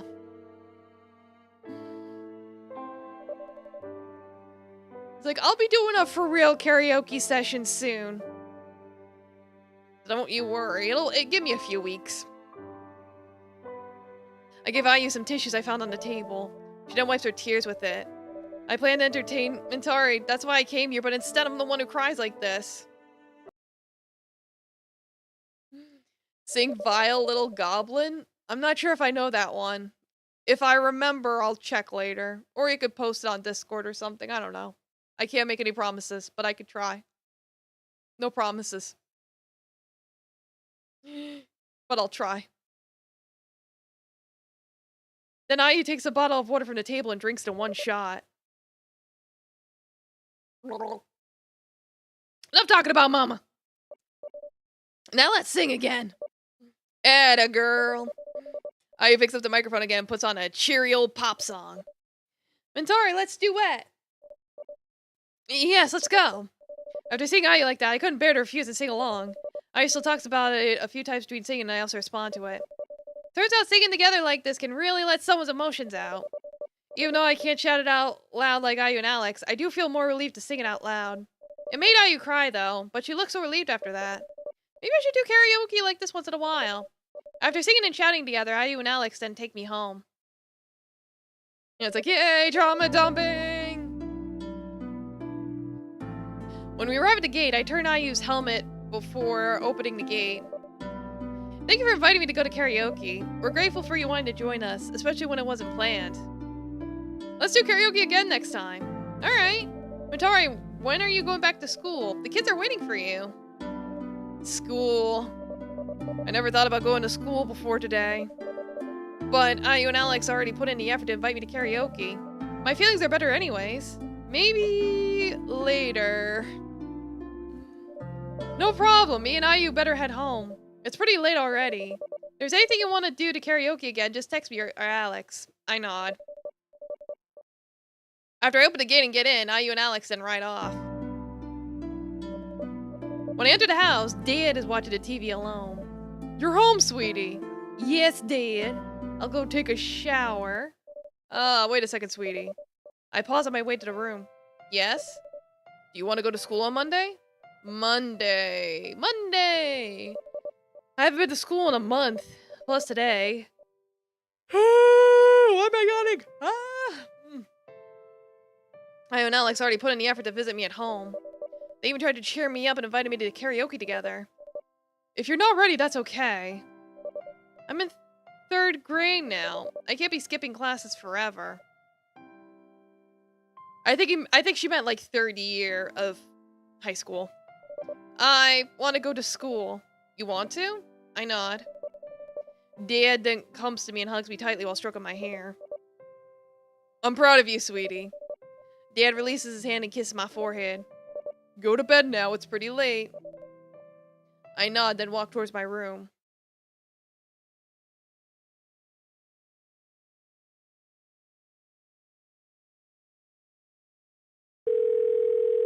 Oh boy!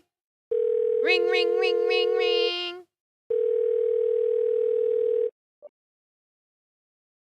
Hello?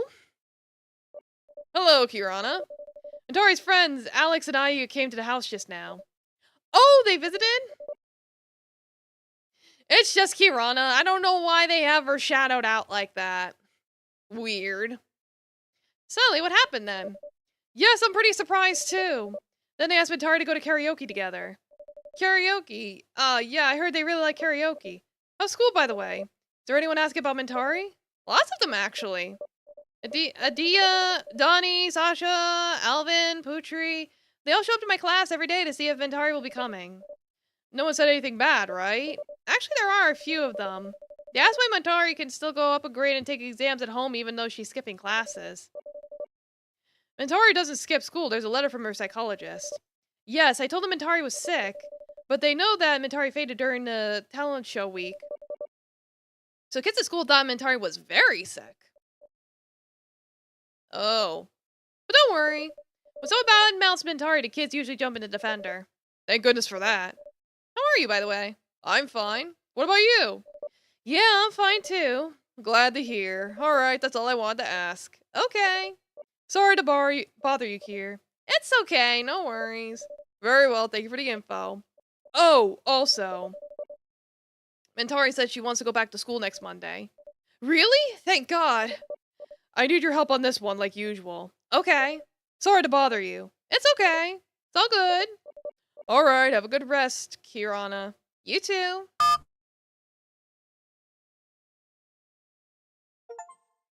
Alright, well, we be recovering. Chapter 11. That's it for today, class dismissed. Hooray! Like, we'll start a little bit of this chapter for a little bit. The whole class cheers because Leo lets us go before the bell rings, which means more time for us to relax. More time to relax, more time to eat. Oh yeah, there's an announcement. There'll be no math class tomorrow. Hooray! The class cheers again. Guys, be quiet. Leo isn't finished yet. Ahem. Attention everyone. High school graduation is just around the corner and you're still acting like this? The class falls silent. So your math class will be replaced with a career-fitting psychology test. The test is a school program to help you choose a career in university or college that suits you best. Yeah, oh good, a story with a background students aren't pieces of crap that ignore the bad things. Yeah, I know, right? Shocker. Any questions? Aya lifts her hand and stands up. Do we continue to study like usual after the test? Yes, the test won't take long. Any other questions? Seems like there are no other questions. Leo packs up his things and starts to walk around towards the door. But suddenly Leo stops. Oh, I almost forgot. Tomorrow you need to be honest when answering the psychology test. Don't lie to yourselves. Because the results will really help figure out your future. Okay, that's all. The whole class then gives closing greetings to Leo before he walks out of the classroom. As Leo exits, Kirana quickly turns to me. What if the psychology test results don't suit me? What do you mean? Well, I always wanted to be a chef and learn to cook professionally. If I'm not suited to be a chef, I don't know what I'll become. Suddenly crosses my mind too after hearing what Kirana just said. What do I aspire to be? I once wanted to be a doctor when I was a kid, but after second thoughts, I didn't think it fit me. Maybe somebody like me would be a good writer? I'm more comfortable writing than speaking. But I've yet to get an idea of what to write. Or maybe a teacher? But I can't even talk. How could I teach? While lost in my thoughts, I noticed the class slowly getting louder. Oh man, if I'm not good enough to be a lecturer, then what? I'm not good enough to be a police officer, what then? Even if I was suited to be a doctor, I don't want it. I'm scared of blood, no way I'm suited to become a doctor, right? Do I look up examples of questions on the internet first? Great idea, we could copy the answers. Hearing loud noises and anxious feelings that fill the class up, Ayu then stands up from her chair and walks to the front. Guys! Ayu calls out the whole class, half shouting. They all stop talking to look at Ayu. I know you're all worried about the psychology test tomorrow. I just want to let you all know that the test is just a prediction. I'm sure you all know the stories of people who finish school in a certain major but then work in another. The class falls silent. Even someone who pursued a specific field can make a significant change in their future, especially if it's just psychological tests. I'm sure that as long as you do the test truthfully and are serious about your future goals, all of us can achieve them. Some of them start to nod. Ayu's incredible. Ayu's always been good at talking and handling other people. I'm with Ayu. Kirana suddenly stands up. Tomorrow's test won't decide our future. We're the only ones who can decide what we're gonna be. Atta girl, listen to Kirana, guys. Like, yeah, you're right. I'm with Ayu and Kirana as well. No need to think about it. The whole class goes back to being cheerful. Ayu smiles in front of the class, giving Kirana a thumbs up. Kirana sits back down and whispers to me. I talk like that, but I'm still worried. I'm confused as to what to say. I'm just as worried as Kirana and the others. But Ayu's right. Even adults who have graduated from university or even have careers in a certain field can change direction. Especially those of us who want to start university or pursue a career. I nod. Stories like that are often heard on the news or social media. Like an employee who's been in a certain field for years and can quit and start a whole new career in something completely different. If I recall correctly, Dad once mentioned that his career... Once mentioned that his worker quit to become a farmer in his hometown village. Harvest Moon? Stardew Valley? The future's kind of uncertain sometimes.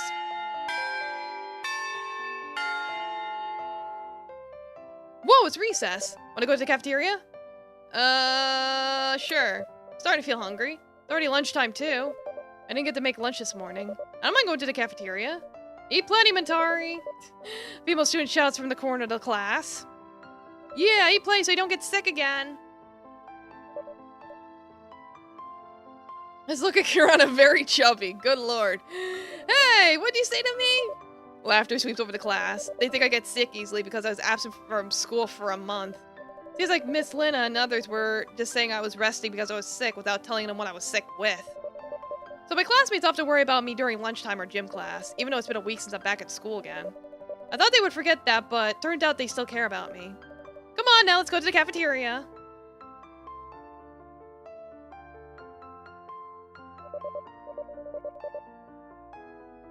Alright, I think we'll stop here then.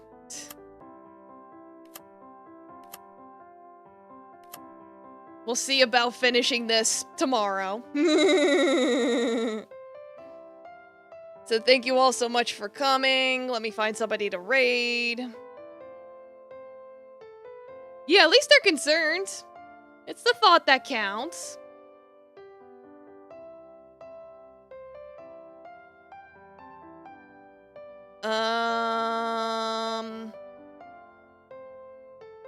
See.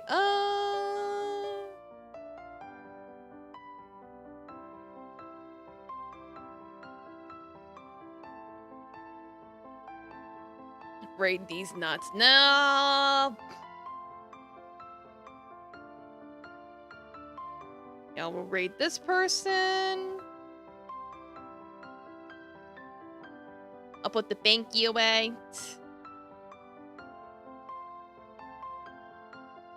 Alright, good night, everyone. Rest well, eat your vegetables, and, Go sing some karaoke or something. Sing a little happy song. Bye. Good night.